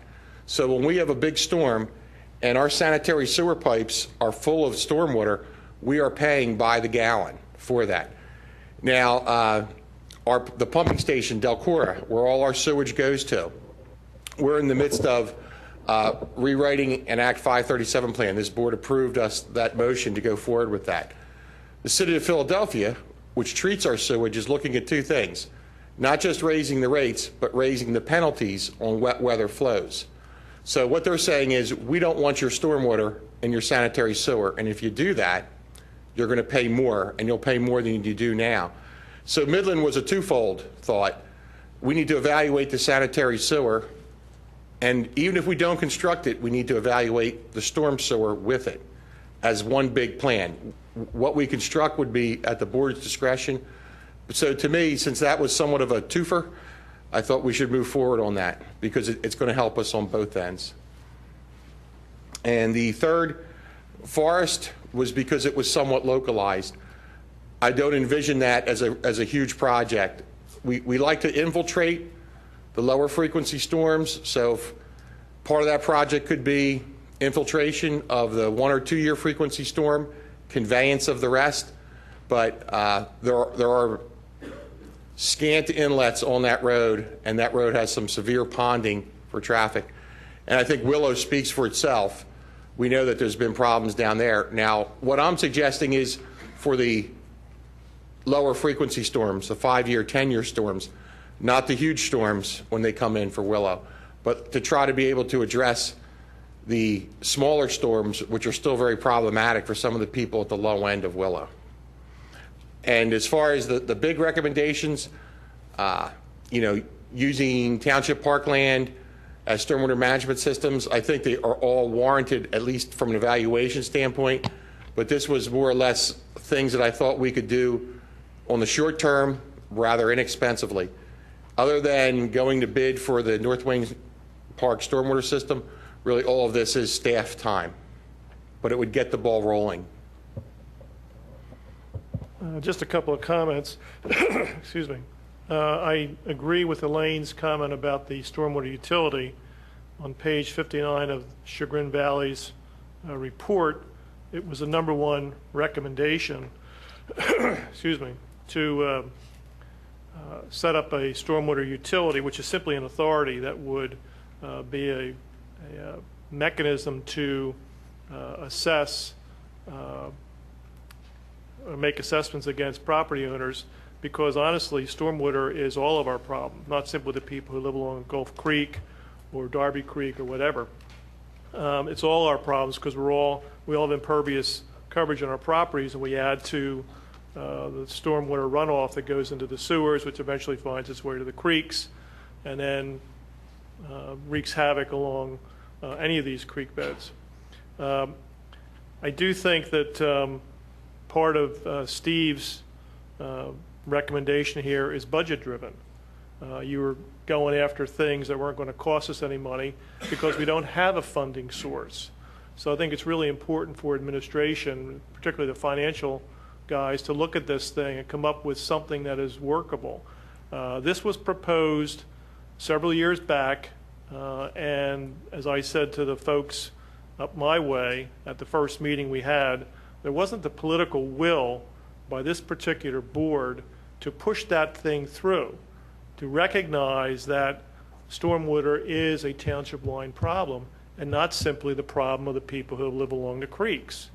So, I would encourage this board, after staff comes through with a recommendation, to push this thing and to have the political will to have this thing done, even though it may not be a popular move with a lot of folks who don't live along the creeks. I would disagree with Elaine's assessment about whether or not the Chagrin Valley report covers the waterfront. The process that was started last fall after the bad rainstorms we had, I think it was early October, Kevin, correct me if I'm wrong. October 1, which we're coming up to that anniversary date. The hue and cry from the people down on Poplar and Willow was pretty deafening. And that resulted in a series of meetings at the senior center and here in this room. And the outreach, I thought, by Chagrin Valley was tremendous. It grew from a North Wayne issue into a township-wide issue. And they really reached out with surveys, contacts, allowing anybody who wanted to come into a meeting or anybody who wanted to talk with them on the phone to give them input as to what the problems were and how Chagrin Valley is going to address it. So I think that if it doesn't cover every single conceivable problem everybody has, it's only because people weren't being mindful and getting out here and telling staff and the board and Chagrin Valley what their problems are. And I'm sure that Chagrin Valley is still available to receive further comment. I see Bob nodding his head. They've done a tremendous job here and have really gotten this board and this staff to focus on the problems. And I think a lot of the credit's due to Kevin Maroney and a couple other people up that way, my way, who really said, look, let's make this a priority. Let's meet on a regular basis. And I think that that was the impetus for staff and this board to move on this thing. I don't want to see this become another situation where we have a report and nobody does anything. It's like the comprehensive plan. It's no good sitting on a shelf. Let's prioritize it and get it implemented. And I appreciate, Steve, all the work you've done to move that forward. But the key here is to get the Stormwater Authority in place. And that's what we've got to move on from the financial side. So I hope the board or the staff will do that. Thank you. Hank, in support of what you're saying, Philadelphia Water Department has probably one of the premier organizations for developing this type of project. And I think it would be a good idea to have some public meetings and bring in some expert to make presentations to the public in advance of our even going there, so that it sort of paves the way. So Bob, will you take some steps towards that end? We're actually meeting later this week. Some individuals involved, and we will continue along with Commissioner Nagel, your response then, once we get to a point to open that up to the public, because I think the feedback has been excellent throughout this entire process so far from the residents. Steve, I'm sorry, John. There's another item that I recently communicated with you that it was a error or maybe an oversight in the report, but a no-cost option is for you to get hold of Marple Township, because there was a illegal infilling done second or third house into Marple along Fawn Hill, along the Darby Creek. That has caused a lot of problems. Yes, that's what I think the former employee had pointed that out to Chagrin Valley. And I'm sorry, Commissioner Curley, there is one more cost. One of the items was to obtain permits for stream clearing. There would be a minimal charge. There would be some time of whether it was done separately or during their time here for Gilmore Associates to prepare those permits. I have a pre-application meeting set up in the next few weeks to see just what we need to do with DEP to get them, but there's a small cost there. Just occurred to me. But the purpose is really to move forward with some of these recommendations, while, as Commissioner Mahoney brought forth, there's some really big policy decisions this board has to make. But I'm requesting to get the ball rolling on some of the, again, that low-hanging fruit, while this board can deal with some of the bigger issues pointed out in the report, which I think all, merit the discussion. Thank you. I just want to echo all the comments I've heard. I think when I came on the board 4 years ago, this was a topic, and then the recession began, and our focus was shifted from tackling this big problem to just trying to course correct our spending and our funding. What I would suggest we do is meet as a board of the whole on a special meeting in the next month or two to hear a proposal from staff on the options of funding, and whether we will fund this with a fee-based or a tax-based mechanism, and whether we create an authority. So there are a lot of questions to answer, but it's clear to me that these problems cannot be addressed. As a side note, stormwater management is a huge problem in this township. It's a huge problem everywhere. When I walk around, I routinely see illegal connections of downspouts either to the street or into sewer lines. And that illegal I&I that's inflow that's occurring is costing all of us money. So we need a mechanism and a person that can be responsible for that. In terms of enforcement of our code, we already have codes on the books that dictate the terms of stormwater management and stormwater best management practices. So it's important that we move ahead with this, so I'm in favor of that. I want to just clarify that we have a motion on the table.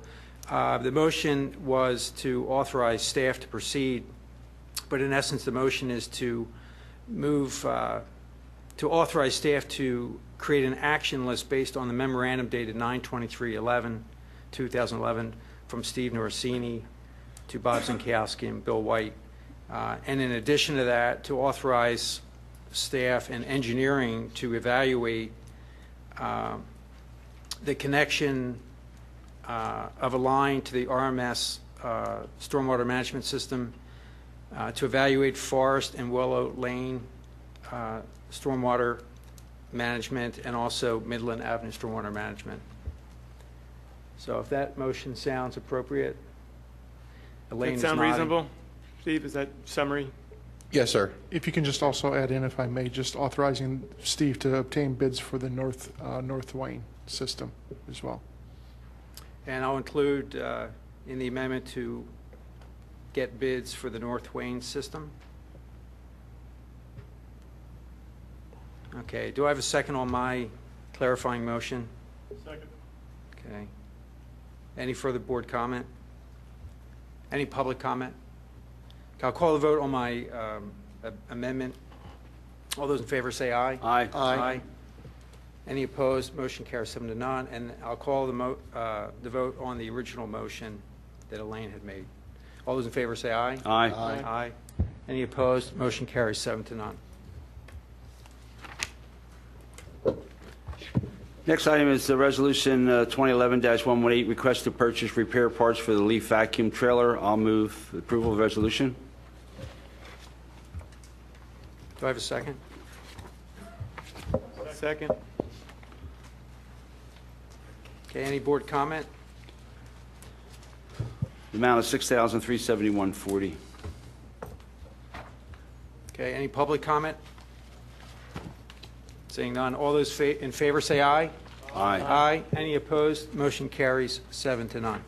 Next, I'd like to move authorization to request bids for repair of the Public Works facility gate. Do I have a second? Second. Any board comment? Seeing none, any public comment? I didn't get anything in the packet. I'm sorry, Commissioner Nagel. I was just going to explain at this point. The Public Works has that rolling gate, and the track is no longer functioning, or the gate can't roll down the track. So we brought the repair company in, and their quote was $5,000, which is more than $3,000, which means we go to bid. So that's all it was based on. Full explanation if you allow me to go to bid, and I come back with the sealed bid prices. Okay, that's satisfactory. All right, any public comment? Seeing none, all those in favor say aye. Aye. Any opposed? Motion carries 7-0. Next, we have a final for Eastern University to construct a 3-story student union building. I'm going to recommend that this be postponed to our next meeting. John Rice, did you want to comment on this? Yeah, there's been a request to take this off the agenda.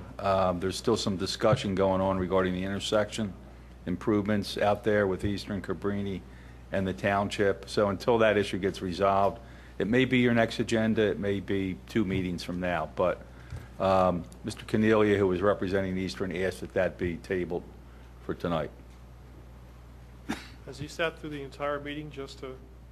No. Okay. He's here for some other reason, I'm sure. I'll make a motion that we table this item. Okay. Any further comment? Any public comment? Yes.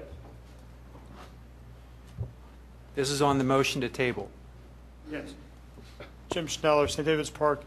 Because you're considering tabling it, I'm going to reiterate something I said to the Planning Commission 2 months ago, is that I think the entire scope of this needs a look based on the long-term institutional planning section of the zoning code.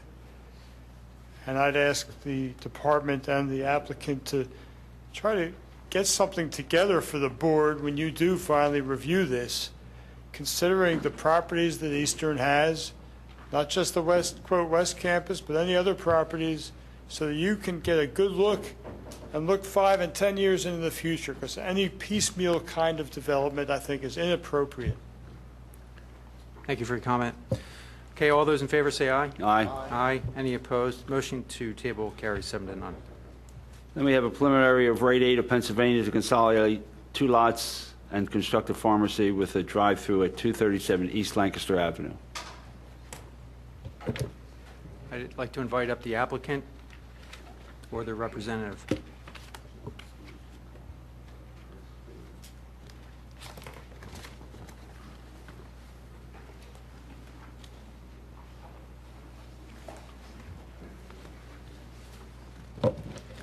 Good evening, members of the board. My name is Donald Petrosa. I'm an attorney representing Rite Aid, which is seeking preliminary land development approval for the proposed Rite Aid at 237-245 East Lancaster Avenue. With me this evening is Paul Newland, who is the Director of Real Estate for Rite Aid.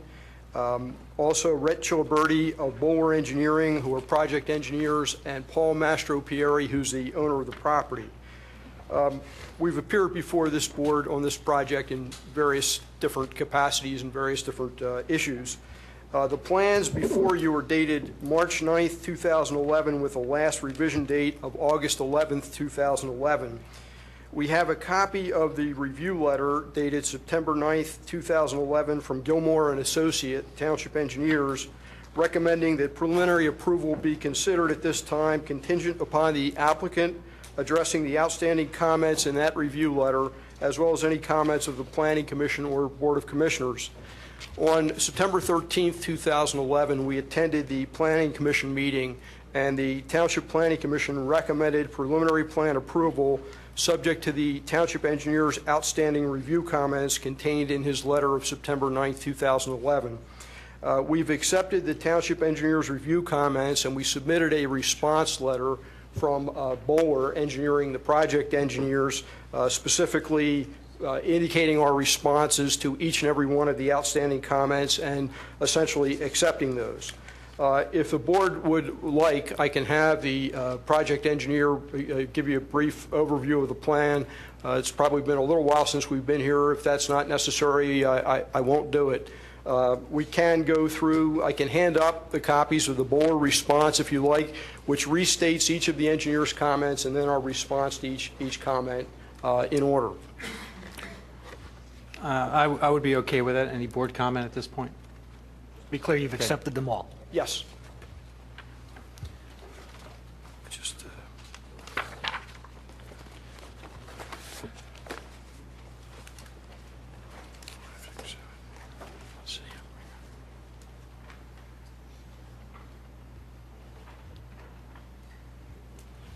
Thank you, sir.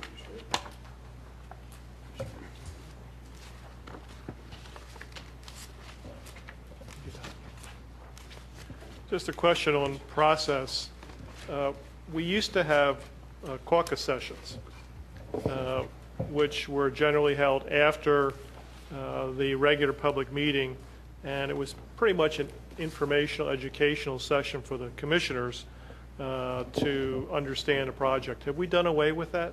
That's what this is. We're not approving this tonight, right? No, I think That's what this is. This is the first appearance in front of the board on the preliminary plan approval. So you have the Gilmore letter of September 9th, and Mr. Petrosa, I think, is going to tell you that they're going to comply with everything in here.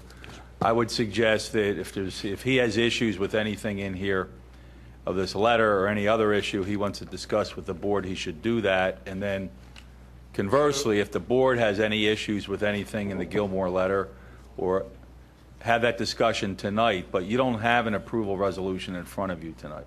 Very good. Thank you. Is this this letter from Bowler, was that what the Planning Commission was discussing on the 16th? Yes, we handed the letter Okay. up to the Planning Commission on the 16th. Okay. I think it was on the 13th, actually. So you don't have any issues that you're in conflict with? We don't have any issues that we disagree with the township engineer on. Commissioners have any issues of conflict? Yeah, I just want to get some clarity on item number 16. This is on the Gilmore and Associates, and also on the response, it looks like. Item 16, it says, the stormwater management design appears to meet the township's requirements except for the groundwater recharge component. More information is required from the applicant to determine if possible to infiltrate. The required volume is required under section 245-22 of the code. And I see that the applicant's engineer has indicated in his response letter that the existing soils exhibit characteristics of potential contamination. The final plan shall provide notes indicating how contaminated the soil will be handled if encountered during construction, but I don't see a response in terms of the ability for the soil to infiltrate and perk water. We did provide information on that. We have a report from Whitestone Associates, Inc., which indicates, and I can hand up copies for the board, but I can just give you a brief summary of what it indicates. It says, as noted in these various reports, historic site operations included three separate gasoline stations, an automobile service and repair garage, a machine shop, and additional businesses with potential sources of soil and groundwater contamination. During the November 11, 2010 geotechnical drilling activities, Whitestone, that's Whitestone Associates, Inc., documented evidence of petroleum contamination in soil and groundwater throughout the site. In addition, historic fill material containing debris, cinders, ash, brick, and concrete fragments was encountered throughout the site. Such historic fill material typically exhibits contamination at concentrations above Pennsylvania Department of Environmental Protection standards. Based on these observations and the historic site uses, infiltration of stormwater through impacted soil and historic fill material is not recommended. And we had reviewed this issue with both Dan Malloy and with the Planning Commission. And if you'd like further comment on that, I'm sure Mr. Chiliberti could address it. But basically, we don't want to infiltrate water down to contaminated soils and further contaminate groundwater. Okay, that sounds. Let me just follow up with that. What I think would make sense, and I'm not the engineer in the room, but I think I want to hear from the engineer on this. If there is no groundwater recharge through infiltration, then are we going to compensate the construct of the store and release system to accommodate for that additional water that is not going to inflow? Yes. Okay. The system has been designed to meet all the requirements for rate of runoff and so forth. And there, Rhett, you can speak to this, but there is a underground basin and as well as basically a rain garden. Yeah, that's correct. In addition to the underground basin, what you would typically see on a site, we also have an above ground system, which is called a rain garden, and it's located on the south side of Lancaster. So what's going to happen here in terms of stormwater management, a portion of the parking lot will drain at grade through a curb cut in the curb and discharge into this rain garden. And a rain garden is about a 2-foot deep pond. You won't have standing water in there. There'll be plants and trees planted in there to soak up the water and basically let it evaporate. So it will drain, that portion of the parking lot will drain into that rain garden and subsequently into an underground stormwater management system, which is designed to meet the township flow rate requirements. And does the rain garden, does that have an overflow mechanism that if yes, it does. It's overloaded? Yes, there's an inlet, which is right by the proposed curb cut, which will act as an overflow into, so when it reaches a certain water surface elevation, it will overflow into the inlet. Okay. And has this aspect been looked at by engineering? Yeah, I was just going to say, yeah, we've reviewed it and I've discussed it with our environmental engineers, and they agree with their environmental engineers' findings that we probably should not be promoting infiltration in this area. So what they're proposing with the rain garden, I think, is a good trade-off and will get us the infiltration we're looking for without, introducing additional water into the soils. So I think it's a good solution. I have a concern that there's potentially contaminated soil here. And isn't that the threshold question you have to take a look at, as opposed to whether or not you can run stormwater through there? That is, what are you going to do about the contaminated soil? Number one, is there contamination? Have any studies been done to determine if there is contamination? If so, what? What depth? What extent? I mean, aren't these questions we need to have answered before you put a building on there, particularly one where you're going to be distributing products and medicines and things of that nature? They will be answered as part of a current cleanup process that the owner of the property is currently undergoing right now. They're going through what they call the Act 2 cleanup program with DEP. And so they're going through that permitting process. And actually this development project, not only is it going through a cleanup process right now with DEP, but the development aspect of it also has to go through DEP. So DEP is going to take a look at the project, and they're also going to require specific notes, details,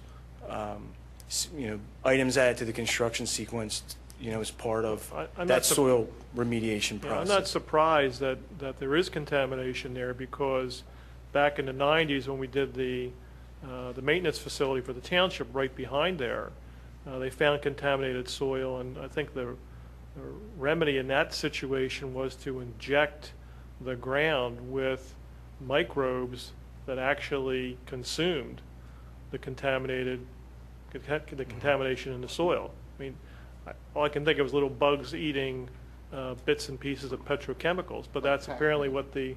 Little Pac-Man. Yeah. What do they call it, John? Pac-Man. Oh, Pac-Man, okay. But, I mean, that was basically what they were doing, but they were injecting it all over the place at the maintenance facility. So I'm not surprised you have it, but I'm very curious to see what the results are of the phase 2 and what actually is being done. So, Steve, you going to be getting that information?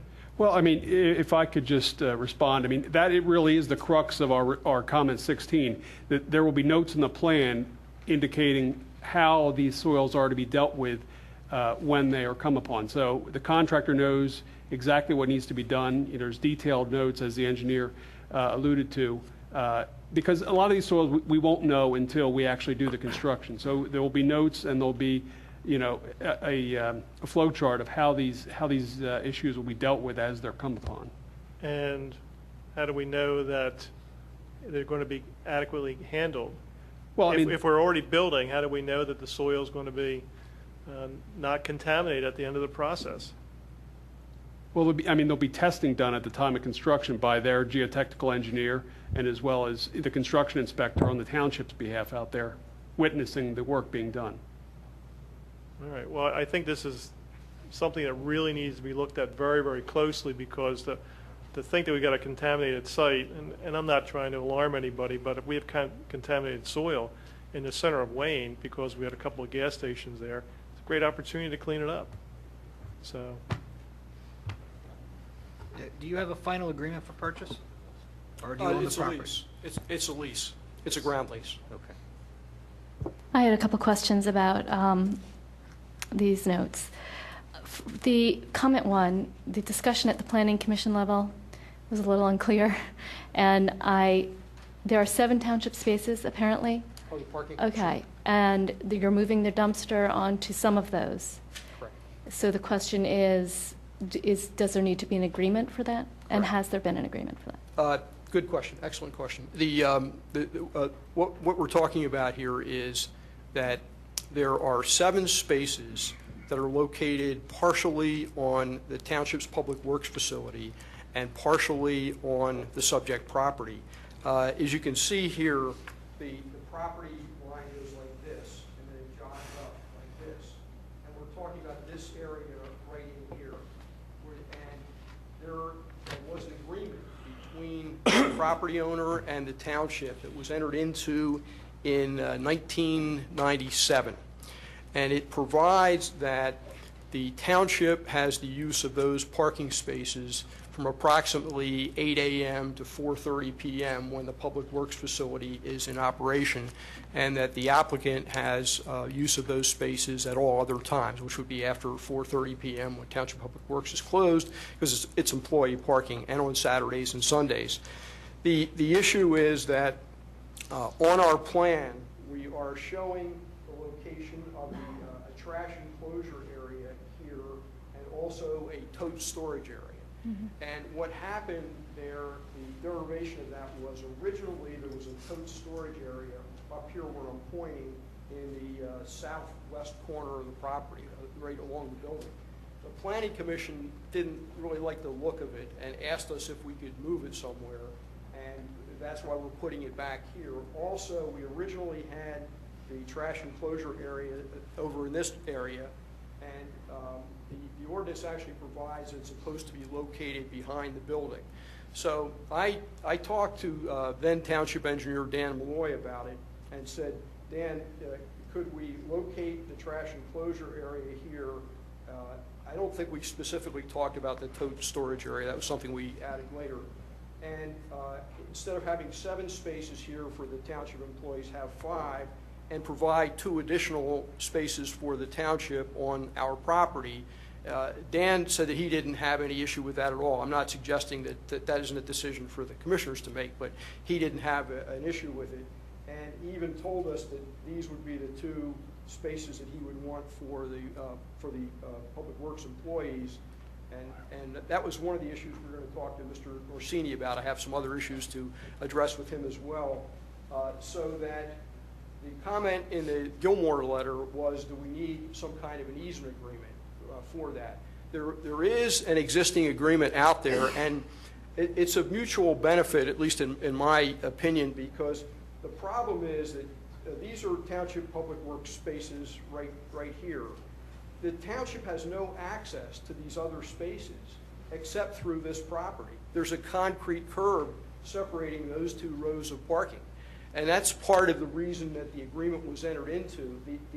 The area that the township has is probably only about 15 feet in depth.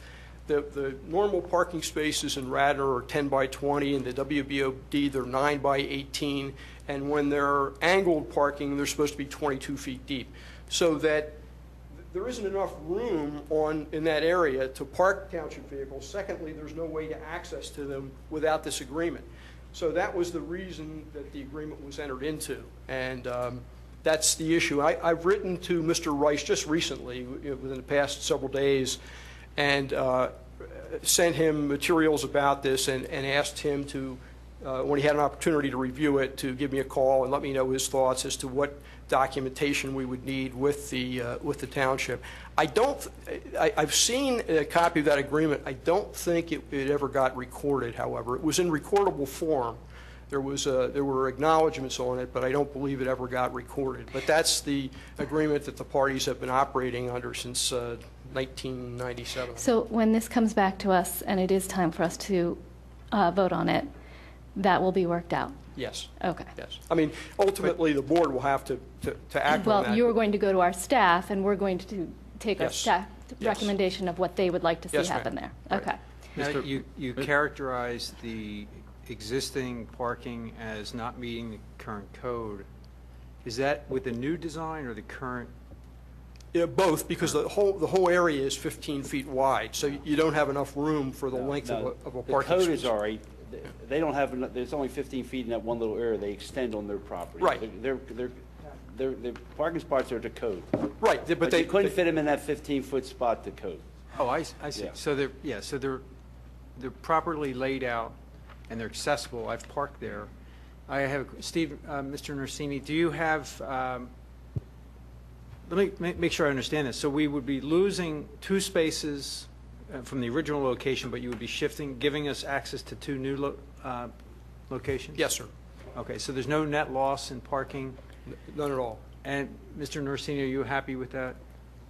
I think we could make that work. We'll work out the details. As far as the agreement, my preference would be to have a specific agreement, a new agreement based on what is here with the current leases and property owners and the township and through this board, once that's all worked out. I agree.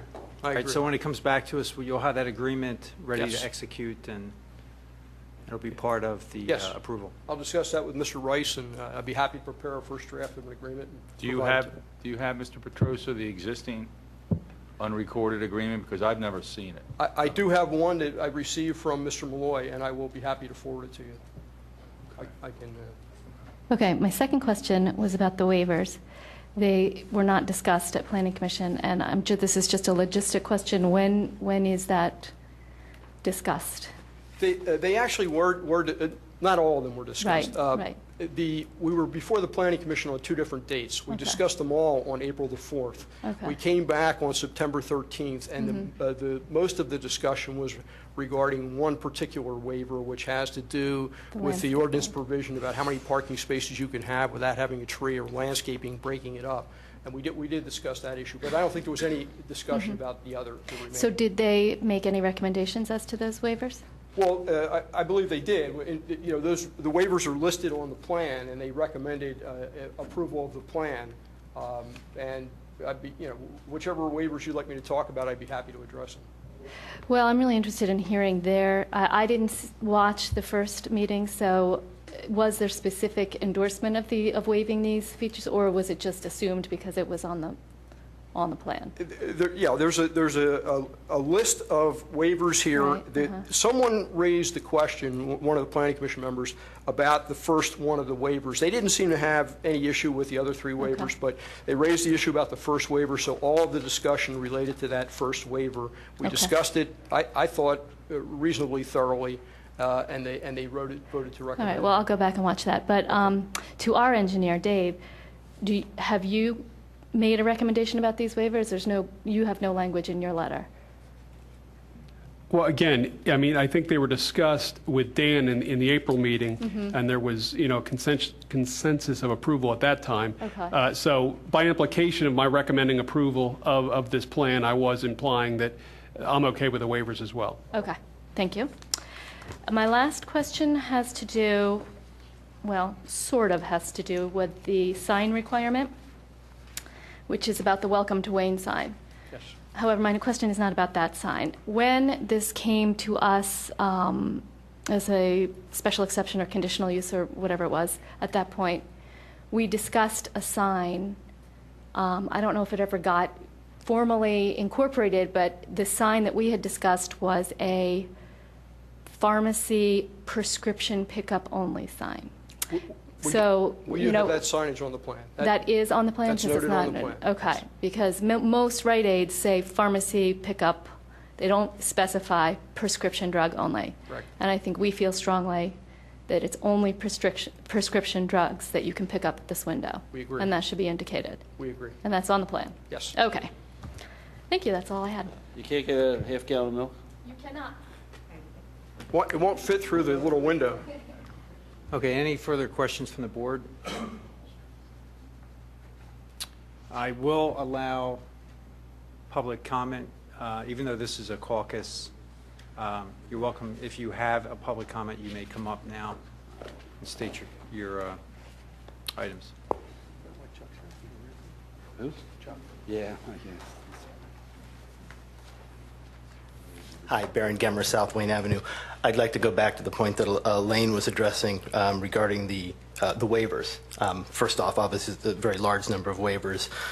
But this is a point I've brought up before under different applications, and I want to make sure that the subdivision code is being followed. Under 25511, which talks about relief from unnecessary hardship, Part A says the Board of Commissioners may grant modification of the requirements of one or more provisions of this chapter if the literal enforcement will exact undue hardship because of peculiar conditions pertaining to the land in question. Now, certainly we've talked about the percolation one, and that's one of the waivers, and that seems reasonable. B goes on to say any request for a modification shall be in writing and shall accompany and be a part of the application for development. The request shall state The request shall state in full the grounds and facts of the unreasonableness or hardship on which the request is based. And I don't know that we have this in this case. Granting relief should be not for economic reasons, not because you want the building to be bigger, because there is a hardship at the land. And that's why I'll point to perhaps the percolation one as a good example of where that might be reasonable. But I'm not sure we have the request from the applicant in writing stating what the hardship is, and this goes on to also say what the minimum modification necessary is in order to fully vet this. And the Planning Commission, as Elaine was alluding to, really didn't discuss these in detail because they're not actually used to following this section of the subdivision code. They're more used to doing kind of what I think you're going down the path here, which is if the development looks good, we'll grant these, as opposed to making sure there's an actual hardship associated with these. So that's my first point, the fact that I think that's missing. I'm not really sure there's a hardship associated with most of those waivers, and there are a large number of waivers. My second point is I think there's also another subdivision waiver that would be necessary. Under definition 255-6D, which is the definitions within the subdivision code, under lot, there's number 3 through lot, a lot having frontage on 2 parallel or approximately parallel streets. In this case, we have North Aberdeen and Cromer Road. Later on in the subdivision code under 255-34 lots, Part C, it says through lots are prohibited except where employed to prevent vehicular access to arterial or collector streets. Well, North Aberdeen is not a arterial or collector street, so the fact that there's no access to that, there's not an exception there. So you do have the 2 parallel streets is another waiver that would be needed. And again, I'd like to see the hardship on these waivers besides the percolation. So, thank you. Thank you. I can do, we did submit something in writing which listed the waivers, gave brief explanations for them. I'd be happy to submit something that went into a little more detail as to the reasons for the waivers. I can either address it this evening, or I can provide that in writing and submit it to the township so that you'll have that in front of you when we come back. That would be helpful. It would be helpful to have it for the next. Okay, and as far as there being a large number of waivers, there are a grand total of 4 waivers, one of which we talked about was the infiltration. There are 3 other waivers. At one point, there were more waivers. We eliminated all of those by complying with the ordinance. There were some waivers about the size of the curb cuts, the drive aisles, and those sorts of things. We eliminated all that by complying. Even though we didn't think it was necessarily the best way to go, we did it just to avoid asking for the waivers. The engineer recommended it's okay with me. You know. All right. Thank you. Thank you, Mr. Thank you. Petroza. Thank you. You had public. We already had public comment. This is only preliminary. You're welcome to make public comment later tonight during public comment. We're not voting, so we don't have to allow public comment at this time. Thank you. The next is revised plans from previously approved land development for 3 retail units in an 18,000 square foot building to 6 units in an 18,000 square foot building to include 4 restaurants at 200 North Radnor Chester Road, Brandywine Realty Trust. I'll invite up the applicant. Yes. Nicholas Keneally representing Brandywine. This was a prior approval by this board and by the Planning Commission, and this is stage 2 of that development. You may recall that the TD Bank was stage 1 of that development. Right next to the right of the TD Bank is this empty site, and that is what this is phase 2 of that. So if you're looking at the plan here, here's the existing bank building, and this is the proposed development for that site. I'll have Matt, the engineer, come up and just describe it, and if you want, we have the architect can give an overview on what it's going to look like also if you want to go that route. We basically had no problem with any of the comments from the township engineer, and the Planning Commission did approve this. Nick, again, is this a caucus for us? This is Yes. Yes, this is It's just caucus. caucus. It's caucus. Yeah. Do you have tenants, or? If is it this doesn't just say a resolution, then concept? we're just discussing it. Yeah, we don't have tenants right now, Kevin, but it looks like Brandywine's in discussion with a couple restaurants, Tony, and If if you want to come up and just address that as far as tenants. Well, obviously, Tony Zaccardi, I'm Vice President of Brandywine Realty Trust. Without letters of intent signed, I can't really reveal, but there are looks like there'll be 4 restaurants in up to 12,000 square feet, and that's what the whole parking counts were all based on there. Various types, no drive-throughs, no fast food types of operations like a McDonald's or anything like that. Is there any outdoor dining planned? Yes, there are.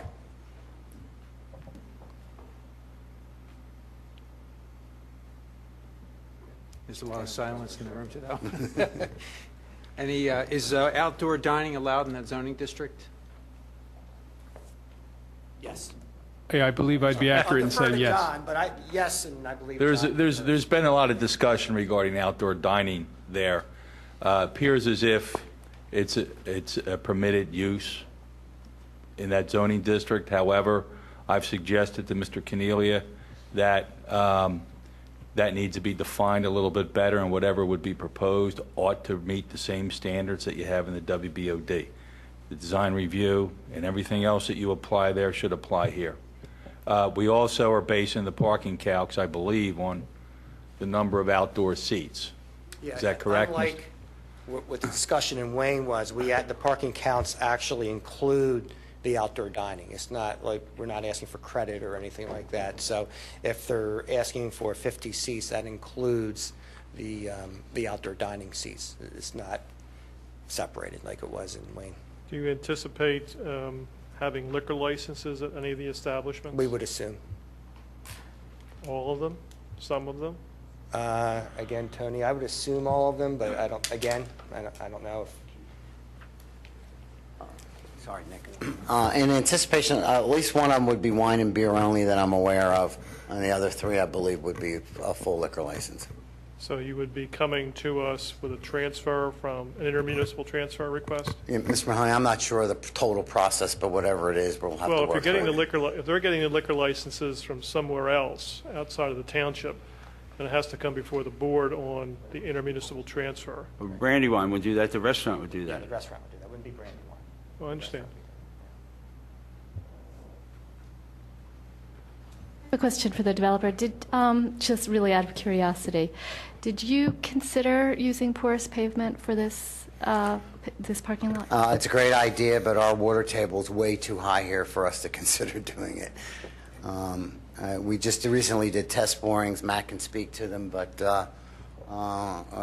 in the current condition, which has been a heavy rainy season, those test borings were done in August, and I believe we were within 24 inches.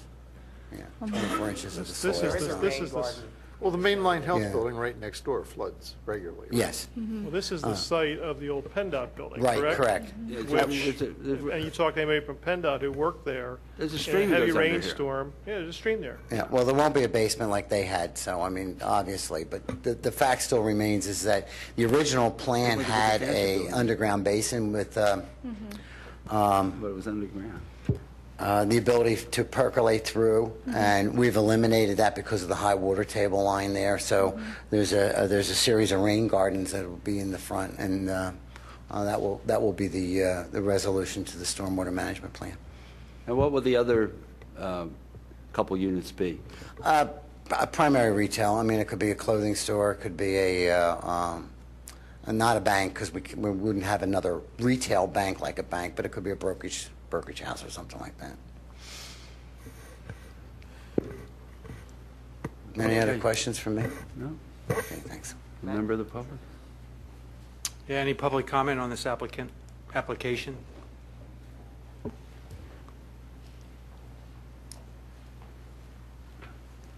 Jim Schneller, St. David's Park condo. At the last meeting, or was it the Planning Commission? Oh, it was a discussion of the intersection of South Wayne and Windermere. No, we're talking about this. I know, traffic calming on South Wayne. And there was much said about the need to make Wayne compatible for restaurant goers. Now, this is a great turning, and I have no opposition on any specific basis, but someone's got to say it. I mean, if the emphasis is going to be on restaurants, we're going to have a local economy that's bringing people in to eat. And these people are going to leave late at night. And it's bad for morale. It's bad for the image of Radnor. It's hard on traffic. It's hard on the type of driver. And it's just simply difficult for a place like Radnor, which has never been insulated. But we've always had a community feel that is disrupted by the fact that by the higher the percentage of people coming in and leaving, is a strain on the township, and it's just changing the character a lot. Thank you.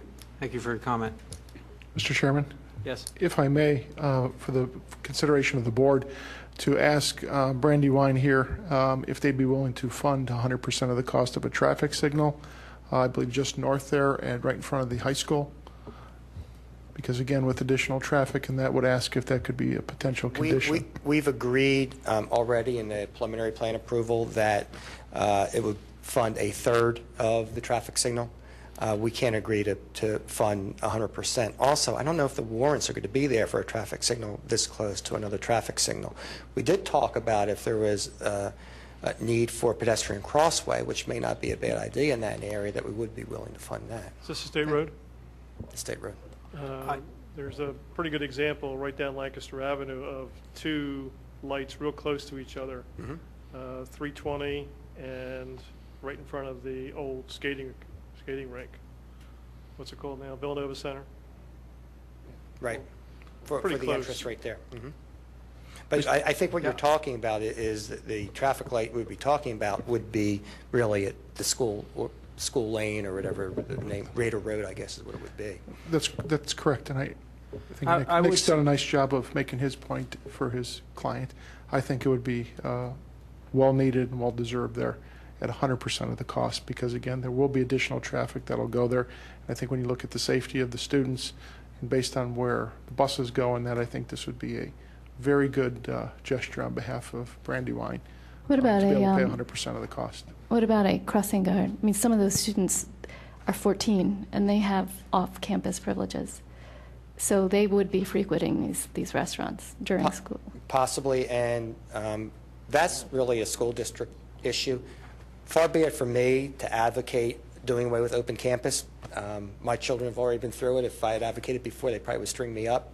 I know the kids love open campus there, but you have to remember here too that what we're dealing with is we're dealing probably with an area that perhaps a lunchtime and an evening type business. We're not talking about a morning business when traffic really is heavy in this location, as we all know, trying to enter into Radar Road that time of morning. But so really, it's not really adding to the problem here, which is really a morning problem due to the school district. I like the suggestion of a crosswalk, but a dedicated walk phase at a light would also suffice. Let's be real about this. We will have a large number of students attracted to these smaller type restaurants that serve lunch, and I think we need to have something in here to address that. Right now, there's really no reason other than the bank for the students to cross the street, but I do know students that used to cross the street to go to the bank. So, well, they also cross the street because they park on the Brandywine site, which are really not supposed to park on, but they do that also. But well, Mr. nevertheless, we do need to address, because of the high density of young adults at that school location, we need to take that into consideration in this application. Is there any sense of the board what a preference would be, whether a street traffic signal or a dedicated crosswalk? A dedicated crosswalk would have to come with a crossing guard. I mean, just painting lines isn't really going to help you. Look, that street is an absolute raceway. Cars coming down from the station towards Lancaster Avenue go well over the speed limit, just because it's a straight downhill shot, and it's dangerous. I mean, you run across that road many times. I'm not, but you have to remember, what is Brandywine adding to this? They're adding insignificant amount of traffic to this. And as I mentioned, the traffic they're adding is really perhaps at lunchtime. Except on Friday nights. Friday nights, well, Friday night football games, but again, they're not supposed to be parking, over on that site. But we all know that everyone does. Well, I'm not sure why the timing, I'm not sure I'm following that logic. In fact, cars go slower in the morning at rush hour because there's traffic. In the lunch hour, when kids are going to be running across to get to those restaurants, that's when there's no traffic and it's unimpeded and they go 60 miles an hour. So that's when you need more of a traffic control. There's also a police officer there in the morning. Right. Right. Which there's an expense that's paid for, which again here is, I would have to believe that based on the development there, that these businesses will attract that. So contradict Nick here that, there won't be that much traffic. I'm not sure how they would survive if they didn't have a lot of traffic. And I think it's a reasonable consideration that we ask that it be funded completely, that traffic signal by Brandywine. I don't recall, was there a traffic study that went with this, was required? We have a traffic study. You do? I'm basically saying there is no impact. I mean, obviously, you're talking about restaurants with high turnover. There's a pretty large number of parking spaces here. I would argue that this is a high traffic clearly a high-traffic use. I think we definitely need to address, it's either a traffic light or a raised, some type of a dedicated crosswalk with lighting, either surface-mounted lighting or something to make it safer than just straight paint. So I don't know if there's a recommendation Or both. from staff. Or both, yeah. Yes, please. Hi, Pat Booker, 455 Belrose Lane. On behalf of the school district, our preference would be a traffic light. In terms of the amount of dollars to be, who comes up with what funding, we appreciate the offer of a minimum of the 1/3 from this applicant.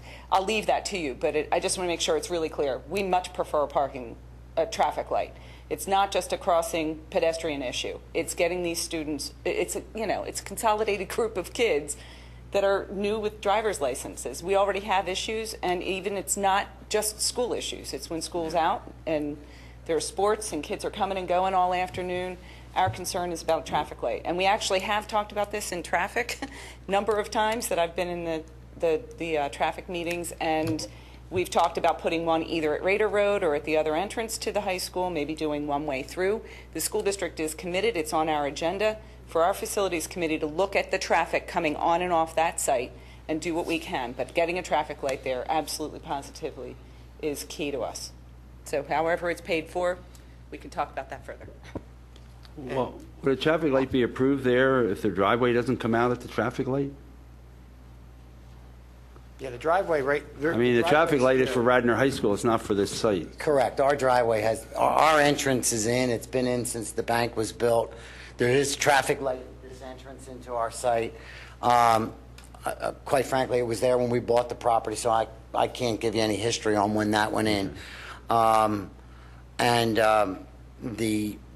light would be just, I guess, a little more east of where we are at our property line here, more closely in line with, I would think that's in line with Mainline Health's entrance. Can I make a suggestion? Because does anyone know whether this intersection's been studied, whether it would even meet the traffic warrants? Because if it doesn't meet the traffic warrants, then we're talking about not being able to put a light in because PennDOT won't approve it. Well, if we put a light in, you're willing to fund a third. If we put a crosswalk in there, you're willing to fund the whole thing. But there may be a need in the future to put a traffic light there, so. No, I understand. You can certainly set up a fund. I'll suggest that we have engineering research that, or the applicant research if PennDOT would approve a traffic light at that. There's no, I doubt. the only way we can make that determination is if somebody did traffic counts out there. And we do have traffic counts. No, but that's on our entrances in and out, Nick. It's not on the school driveway. I think that traffic did do those types of studies. Which we don't, If the school district has that info, that would. I think we need all the information so we can make a good decision here. So I'll ask that if the school district did that study, to provide that study information to It our was in engineer. conjunction with the township's traffic department, where those studies, that evaluation was done So on you're talking those. about staff traffic? Did a Yes, study? back when staff traffic had regular meetings, we met with them. I think Do we need, There were a lot of studies do we on need an engineer to look at this? Do we need a traffic study? I'm Chris? not familiar with the history of the counts, but I would assume if they were done with a previous land development submission, they're 5 years old and they'd be void. We would need to do counts, newer counts. Yeah, we did counts for our, basically with this intersection here, which is the intersection that's really related to it. I'll provide that study to you. Well, Nick, could you do counts for the high school? No. No. This is a minor final. So what's the deadline for action on this? Well, I'm sure we have time for action. I guess Brandywine's concern is they'd like to get this resolved so they can Of course start they getting would, and we would leases too, and but I filling think this. what you're hearing from us is we'd like to have the information on the intersection. If you don't have it, get it from the school district, hopefully. If you don't have it, then Dave, you put some people on it, do some counts and see how that intersection, assuming a light was to go there, what kind of background traffic we have, what level of service is it operating under? Because we need to make a decision on this before we make an approval. we have any, what is a ballpark number for what a traffic light costs? Well, it depends on what that 150,000? intersection's going to be. Under 200,000? It could be higher, but I mean, it could be a 150 to 200, 225. Okay. Processing the plans through PennDOT's probably, I don't know, Dave, what, another 25 or 30 for? It could be maybe 20,000, 15, Yeah. 20,000. Yeah, I don't know. I mean, and whether it's warranted or not's the bigger issue. Whether you actually have the right traffic counts to warrant it. And depends on what that intersection is going to be. Is it going to be a two-way in and out, or is it going to be one-way coming out? You're talking about if it did warrant a traffic paying 1/3, would you be willing to put some money in a fund that you and the township could agree upon for 1/3 of the cost? Yeah. That we could use either for a traffic light, pedestrian crossing, or whatever we wanted in that area? That would be reasonable. All right, well, why don't you sit down with staff and work it out? I think we need, look, the township's not going to fund this right now. I think the applicant would have to agree to fund a little bit more than a third. I mean, I'm hearing the township managers saying we should seek 100%. Well, what about half, and then Yeah, the I school think district half would putting be in half? More appropriate. Well, I and think fair. perhaps half is, what I'd rather do is say, this is the contribution we're All right, willing well, why don't to you work that fund. out with staff, see what you can And come we up can with. work that out and say, if we Okay. think it's 150,000, and, we'll give Okay. you a figure. Mr. Chairman? The best way to handle that, really. Excuse me. I think if we can, then too, is I think the traffic signal is a very easy one. And what I'm asking is to consider funding it. If we go further into this, then we may want to look at if we're going to widen that intersection up there, which may add turn lanes and that. So I think agreeing this evening to fund the entire traffic signal may be in the long term a lot less expensive for you if we look further into this. That may require turn lanes and that. So I think it might be a good bargain here too. I just have to say something What's the on the requirement record that they- here. What's the requirement that they fund a traffic That's light? okay. These are just opinions. There's development that's going to take And, place, they're and to me, is I non-binding. think we need to make a stand on behalf of the residents here with development. Well, That what basis why are should do we be have- funding these, and John, why do should we we have be a asking right- the school district to Do fund we have a that? right to do that? Improvements along the road, along the road frontage. Along the road frontage, you can, you have the right to, and usually what happens is what's occurring here tonight. A negotiation as to, and, the comment I just said to Bill White is I don't know whether Brandywine did anything at all when the bank came in, or have they done road improvements in the past? I don't know. Well, why don't But you guys negotiate with them? I think the best thing would be for us to, because it's not up for approval tonight. Yeah. We'll bring it back either at your next meeting or your second meeting in October with something that I think the staff can recommend after the engineers take a look at what actually would have to happen at that intersection. Because if PennDOT's not going to warrant this for a light, then you're talking about establishing a fund of money that will sit there until it can be warranted. Or maybe there's some other improvement they can do there, like a crosswalk now, and deposit money for a light for whenever it's warranted. But that discussion hasn't happened yet. May I suggest that we have the applicant do the new traffic study based on the existing signal, that entrance, and the high school entrance, so we know where we're moving from? Because the light might not meet all the warrants, but it might meet... Our entrance is already done. So from 5 years ago, No. though. We've done it. We've updated it. So I mean that's done. I'm sure we can get Carullo out there soon to. And really what To do it. I assume what we're interested in is really the morning time. I don't know what is required for warrants, but I know the busy time at Raider Road is the morning, 7:30 in the morning. The other question begs itself is that if it benefits in that location, and I'm not quite sure whether it does, 240 Radnor Chester Road, which is the mainline health occupied building, then obviously they're going to get a benefit out of a traffic light that could, for their exiting in both directions there as well. So you didn't put the restriction on that revisions to that site plan. So. It's a shame that you didn't collect some money there. I wasn't here at the time, but now Well, I am, and so they're not I'll ask. attracting students. Well, the way we're not this going to is. negotiate that. You got to sit down with staff and work all this out. Just in fairness to that comment, this is becoming adversarial No, it's not. No, it's not. Well, the tone. No, it's I not. think I just want to clarify that the use that you're proposing attracts students. And the other uses in your corporate center does not attract students. In fact, most students don't want to work, so right now they're Now, in school. see, now you're being adversarial. You're No. attacking students. No, they're in school. So they're not going to go over to the corporate center, but they are going to go to the restaurants. All right, come on, we're going to eat this to death. Okay, all right. I think we've gotten our orders. Do you want, I think you know what's going in here. Do you want us to give a presentation as to what's occurring here, or do you have a good feel for it? Well, you got an 18,000 square foot building. Yeah, Yeah, pretty I think simple. That's what I'm we've saying. yeah, Okay. we've seen this. Okay. We did go to the design review committee and got approval from them on this. So you could put 3 restaurants in here now without any approvals. Is that what we're dealing with? I'm not going to interpret the old resolution. Okay, all right, thank you. All right, public comment on this application.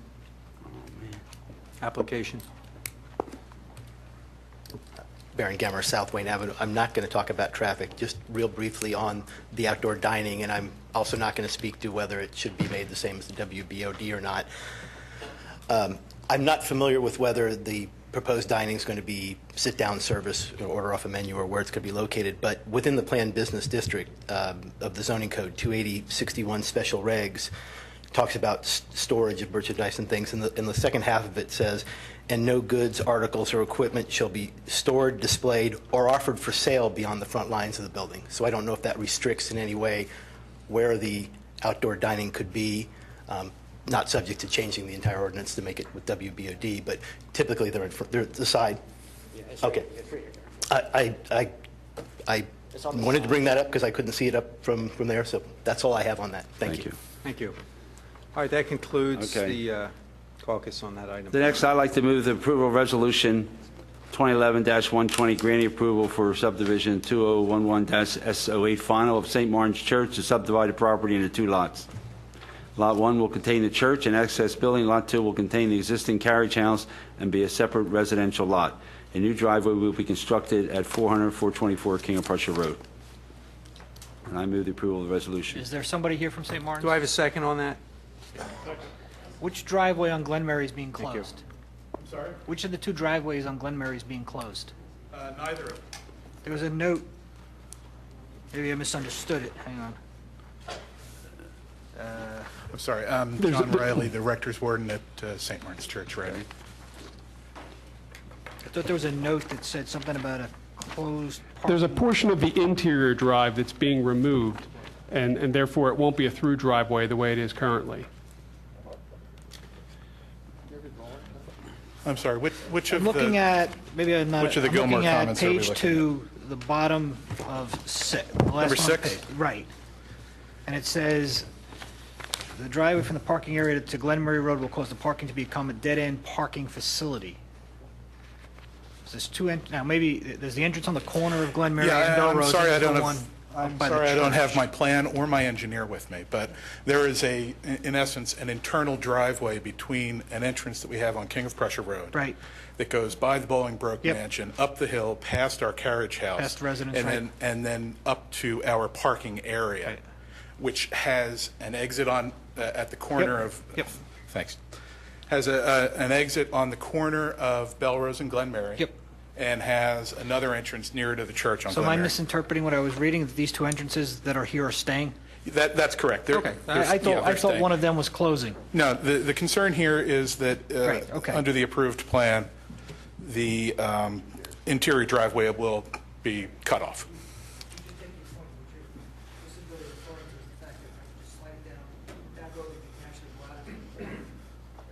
Oh, I'm sorry, yeah.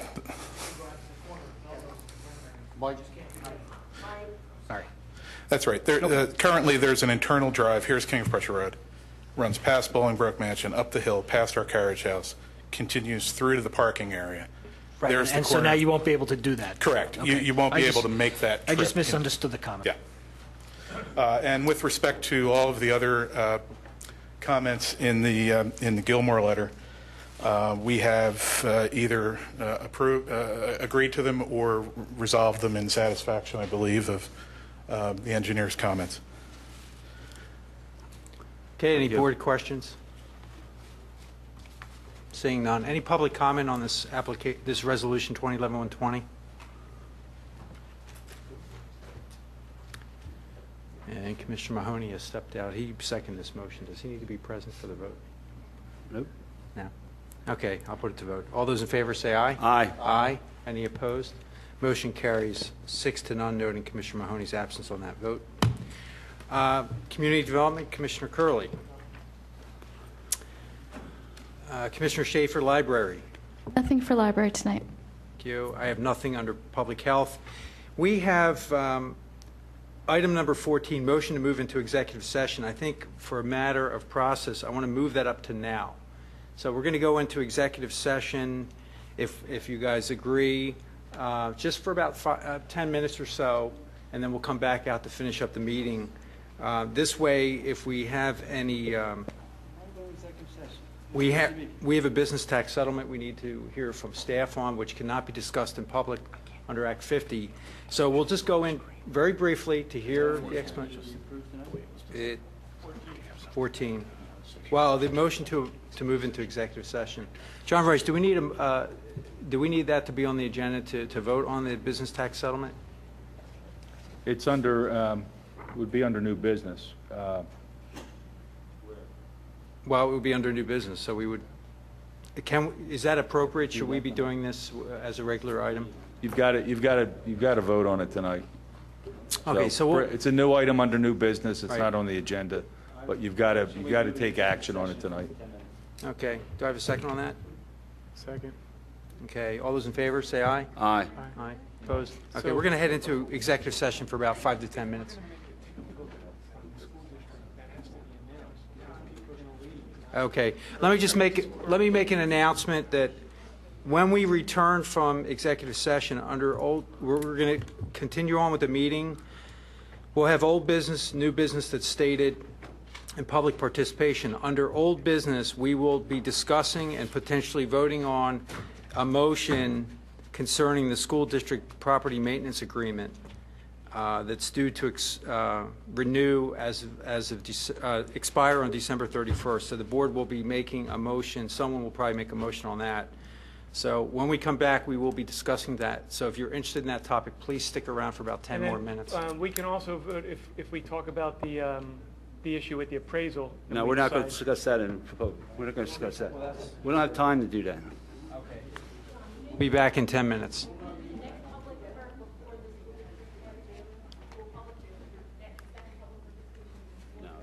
We're going to do, that'll come up under old business, and there'll be a motion, so there'll be a chance to speak on the motion. Yep. Yes, yes. And what's your, Don just asked.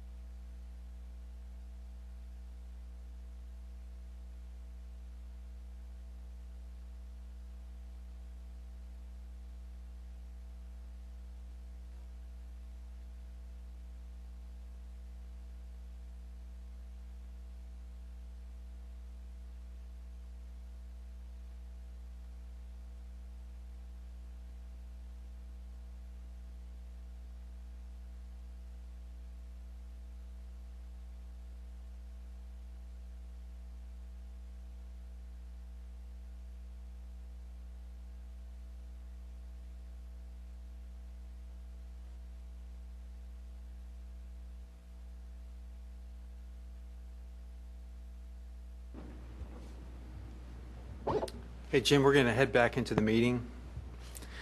The Board of Commissioners meeting is going to continue on now. We've just completed our executive session. All commissioners were present. We discussed matters of business tax settlement and property acquisition. At this point, I'll continue on. Does any commissioner have any old business? We have the property maintenance, right? Yeah, I'm going to get into that after I make. Under new business, I'll just make 2 announcements, and I have 2 items, real quick items. The Board of Commissioners, again, will have a special meeting for the Personnel Administration Committee on Tuesday, October 4th at 6:30 p.m. in the Radnor room of the Township Building. And just immediately following that meeting, the Board will hold a special meeting of the Board of Commissioners Finance and Audit Committee for Tuesday, October 4th at 7:30 p.m. And we will be discussing the budget, and the focus will be strictly on the budget at that time. I just have 2 quick items. The first item is we've had a lot of parking issues in the Garrett Hill area. The Bryn Rose Association hosted a meeting last week, and we had many members of staff present, including the manager and the superintendent of police and some officers, and Steve Narsini was present. We also had Chris Kowalski and Paul Pugh from Villanova University. And what we discussed in that meeting was that a lot of students are parking in the neighborhoods, and what we learned was that I believe freshmen and sophomore students at Villanova University are not allowed to bring cars to campus. But what we believe is happening is that they are in fact bringing cars to the neighborhood, and instead of parking on campus, they're parking in the neighborhood. So what we're going to try to do there is notify Villanova University of any registrations that we believe to be students, just so the university is aware of what students are driving their cars, especially when they're parking illegally or violating some parking standards. So that was done. Also, SEPTA has been in touch with the Township Engineering and Administration concerning an access point at Roberts Road. I think, John Nagel, you're aware of this, and Commissioner Schaefer. Just wanted to let the public know that staff is looking at that. And John, do you want to follow up? Well, actually, today, myself and Commissioner Schaefer met with Stephen Orsini, Doug Mader, and the project engineer from SEPTA on this access. This is right at the underpass on Roberts Road next to the 2 sets of apartment houses. They have an emergency situation they're trying to repair down where the tunnel goes under, John.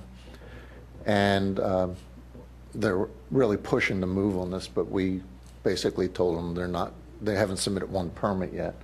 But the other thing we've done is there's been no public discussion of this. So tomorrow night, 7 o'clock, down in the police roll call room, SEPTA will be here. And Elaine and I have sent out emails to the neighbors in that area. John, you might want to make sure people in Locust Grove Terrace know about it too.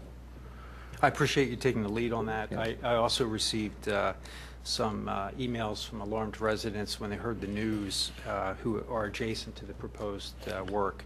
And also, we are going to try to schedule some additional meetings, but we wanted to jump right into it. David Lay will be there tomorrow night along with Steve. Mr. Chairman, just to add on Commissioner Nagel's comment, we're going to require some additional meetings. I know some residents had asked, given the short notice and that, so we'll require additional meetings. So I think it's good to have that citizen input. Appreciate the Commissioner's assistance on this. All right, thank you, Bob. Next up, I'll make a motion to accept a business tax settlement 2011-BT-04 in the amount of $66,000. Second. Any commissioner comment? Any public comment? Seeing none, all those in favor say aye. Aye. Aye. Any opposed? Motion carries 7-0. We also have a matter concerning the school district. I'm going to make a motion, I think. John, I'm going to recuse myself for this discussion and any potential vote that may happen. My husband owns a company, Longstreth Sporting Goods, that sells a small amount of equipment to the school district and to many teams that are associated with the school district. I appreciate that. I'll note your recusal. Give you a moment to step out.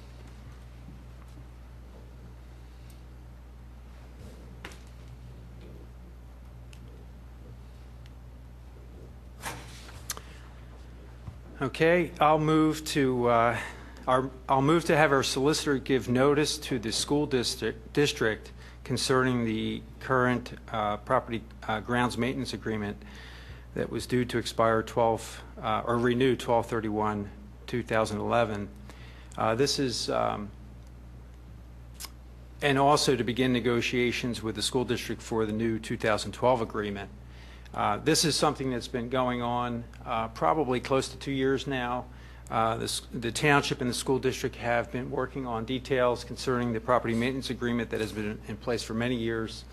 And just to protect the township's interest, we're going to send a letter terminating that agreement as of 12/31/2011, just to make sure that we have the opportunity to have choice. John, you might want to mention the current contract has a 90-day notice requirement, or it automatically continues. That's right. So we're just exercising our right under the current agreement to give us that option. But our hope is to actually work through this and come to an agreement with the school district so this arrangement can continue. So I have that motion. Do I have a second on that motion? Okay. Any board comment? Yeah, I would just say that, what we're doing is we like to clear, the contract is not as clear as we like it to be, so we like to have a nice new contract negotiated so everybody understands exactly what the terms are. Any further board comment? Any public comment?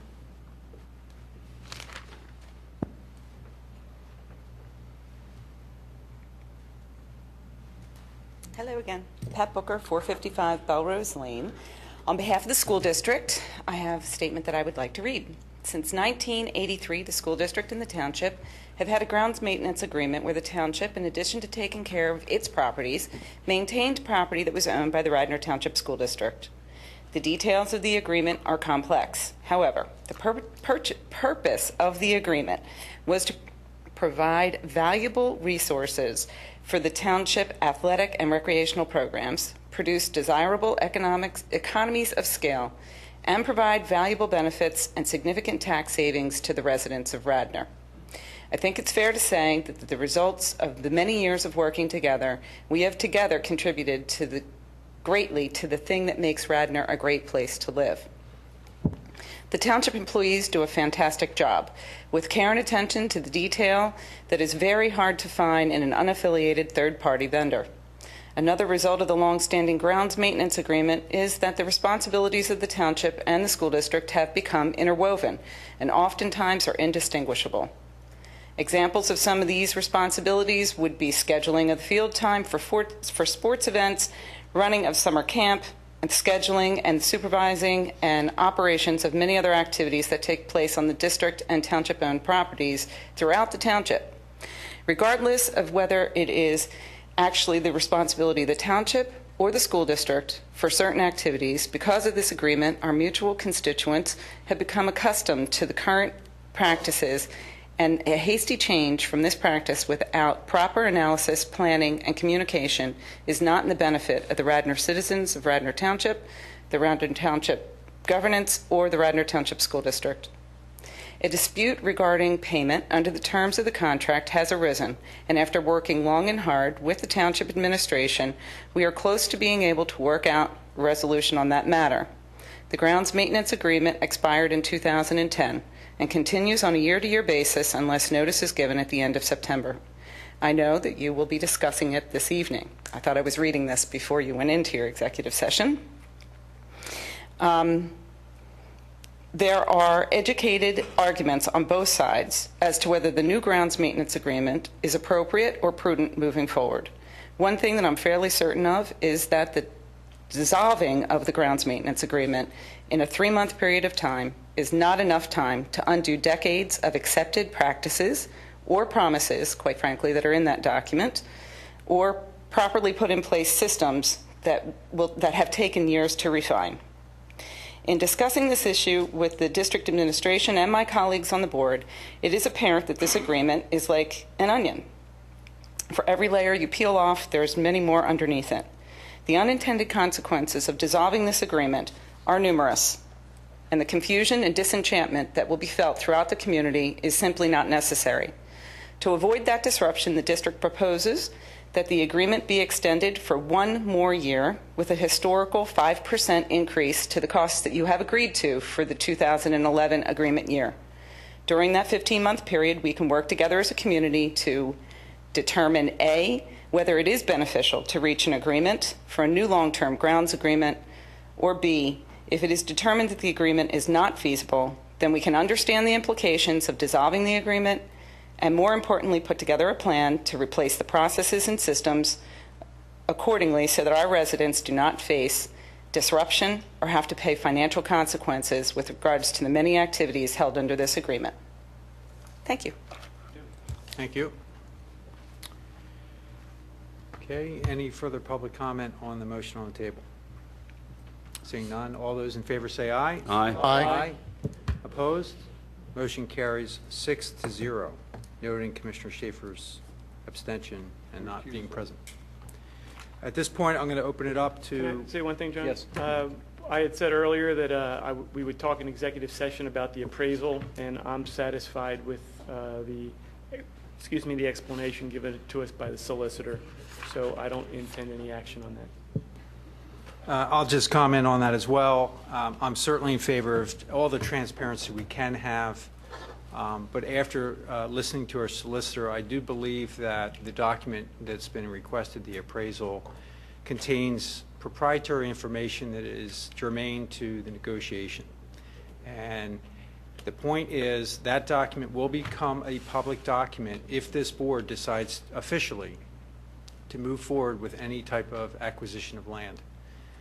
At that point, What would happen is, in terms of airing out any kind of an agreement with any landowner, is at this point, a typical agreement of sale is going to have price, it's going to have acreage, it's going to have contingencies, and we may never get to an agreement. So unless there's something more concrete than just conversation, which is what it is going on currently, that appraisal, I believe, is exempt under the right to know.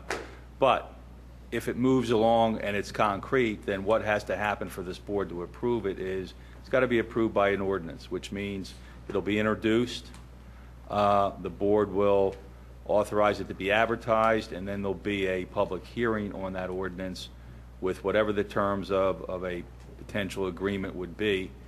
So you're going to have at least 2 nights where it'll be in front of the Board of Commissioners once there's something concrete ready to move forward, if there's something concrete. John, you're very optimistic. 2 nights. Generally, when we do anything in this township that has contention, as you've seen, it takes many more meetings and many more hours than we can imagine. And I'll assure you that I'll have many questions if we go forward with any type of acquisition of real estate. And it will have its due diligence by this board and the public. So at this point, any more board comment?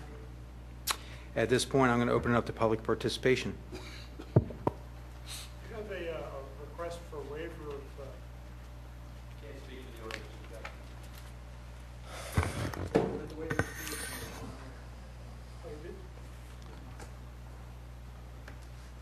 Rob Murdoka, 104 Mosher Lane.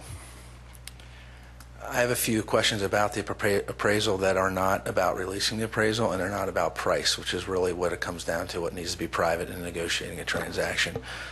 Was it done by an MAI independent third-party licensed appraiser? It's required to be done. Any real estate acquisition by a governmental body, it's required to be done, and it's required to be a certified appraiser. There's a standard for that, and I've never seen a municipality acquire a piece of property without a certified appraiser. Quick detour then. Have we, as a township, all the parcels of land that we own, would you then extend that comment to saying that you believe that Radnor Township has used a third-party MAI appraisal for every parcel it owns? Don't know. I don't know. All right. Other questions about this appraisal. What was the date of it? I'm not going to get into the details of it. Rob, address your questions to the board. Yeah. And then if John knows the answer, what was the date of the appraisal? Volunteer it. John, board, what Yes. was the date of the appraisal? We don't have that information in front of us. When would you be able to answer that question? I'm sure, Released, yeah. when it's ready to be So released. my blanket question, I'll get them all out, and you tell me that you're going to say you're not going to answer it, or you are until a certain time. Was the appraisal done, what was the date? That's one, because he answered the MAI. Another one was how many acres? Another one was it a complete appraisal or a limited use appraisal? And the last one for now is, was it a self-contained format or a summary format or a restricted format?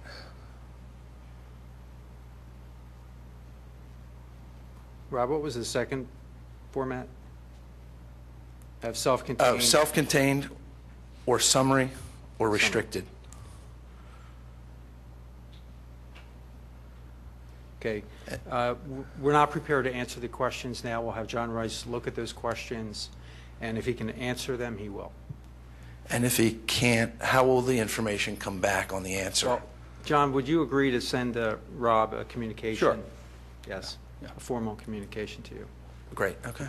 Yeah, Thank you. I'll send an email to the manager, board, and to Rob, so everyone knows what my answer is to those 3 or 4 questions. I appreciate that. Okay, thank you. Any other public comment? Will we adjourn?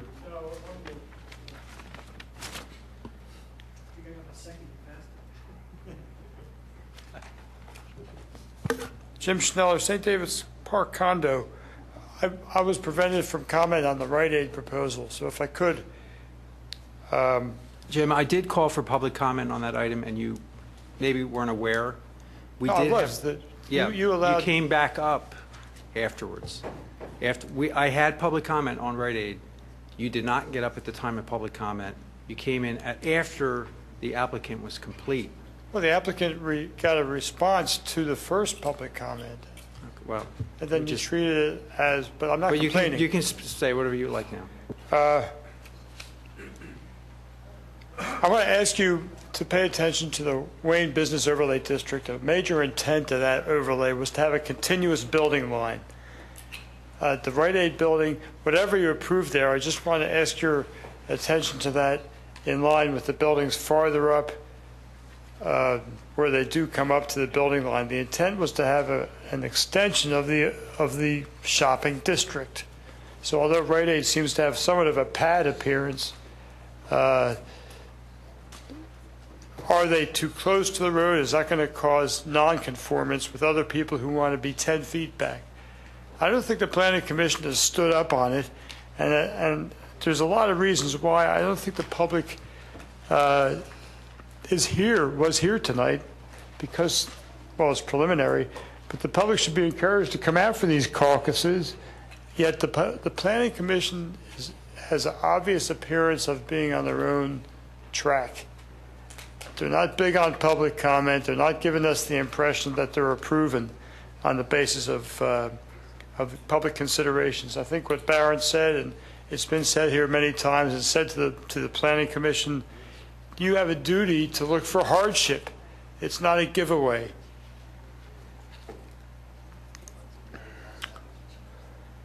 And my original reason for bemoaning this Rite Aid proposal is not the proposal itself, but it's the Aberdeen Avenue situation. You don't have a pleasant situation there right now. As soon as Labor Day's here, it's congested, and with people trying to go left into the parking lot, if they're not limited in some way, there's going to be a lot of trouble at the light. And there's a lack of safety because of the AM/PM across the street. Could you please consider this and put conditions on it when you look at it, whenever you do? I'd also like to say really quickly, we're seeing a nice, tasty result of your inaction with the Acme parking and mall situation. What do we have happening? We have a Wegmans opening down at the bottom of Warner Road. How much traffic is this going to bring to Warner Road? All we had to do was keep this Acme in town. It wouldn't have taken a lot of work. How many hundreds of people a day are going to drive down Radnor Street Road, and cause congestion down there that that road isn't used to do their food shopping. I'm really dismayed that that's the way it's worked out. We always warned it that it was super convenient to hundreds of Wayne residents. Here we have a really good example. And finally, can I ask the procedure for writing minutes that's currently used? Is there a particular staff member that writes the minutes, or? Jim, the minutes are being done in a way to satisfy the requirements under law. We're to record the motion, the first, the second, and the vote. We exceed the requirements. We would like to do more, but it really is costly in time. It takes a lot of time. Yeah, I just wanted to remind you. I'll just say, we've had many administrative people work pretty much 30 hours to do minutes for these meetings. I actually take minutes during the meeting. I record the votes, and I record the public comment, the persons who are making public comment. But someone has to go back and review the video. And it's a 4-hour meeting. And let me tell you, it takes 10 minutes per minute to review. So do the math. It's incredibly difficult to do. So I appreciate your comment on that, but we are doing the best we. I think we're doing more than we need to. The process seems to work. I've never had objections to them, but I don't think I enjoyed the transparency tonight because you did discuss it in public. But I think it's frowned upon, and the Sunshine Law outlaws people contacting any staff member, including your contacting a staff member. I think it's supposed to be delegated to one person, and thereafter, once it's in draft form, it should be a transparent process. So I wanted to remind you of your duty in that regard. As far as Eastern University, the list is lengthy. However, I can limit it to a couple of very small points. Jim, that's not on the agenda tonight. That was tabled. When they come back with your comments, please. Are they coming back for a caucus? Probably not the first meeting in October, more likely the second meeting in October.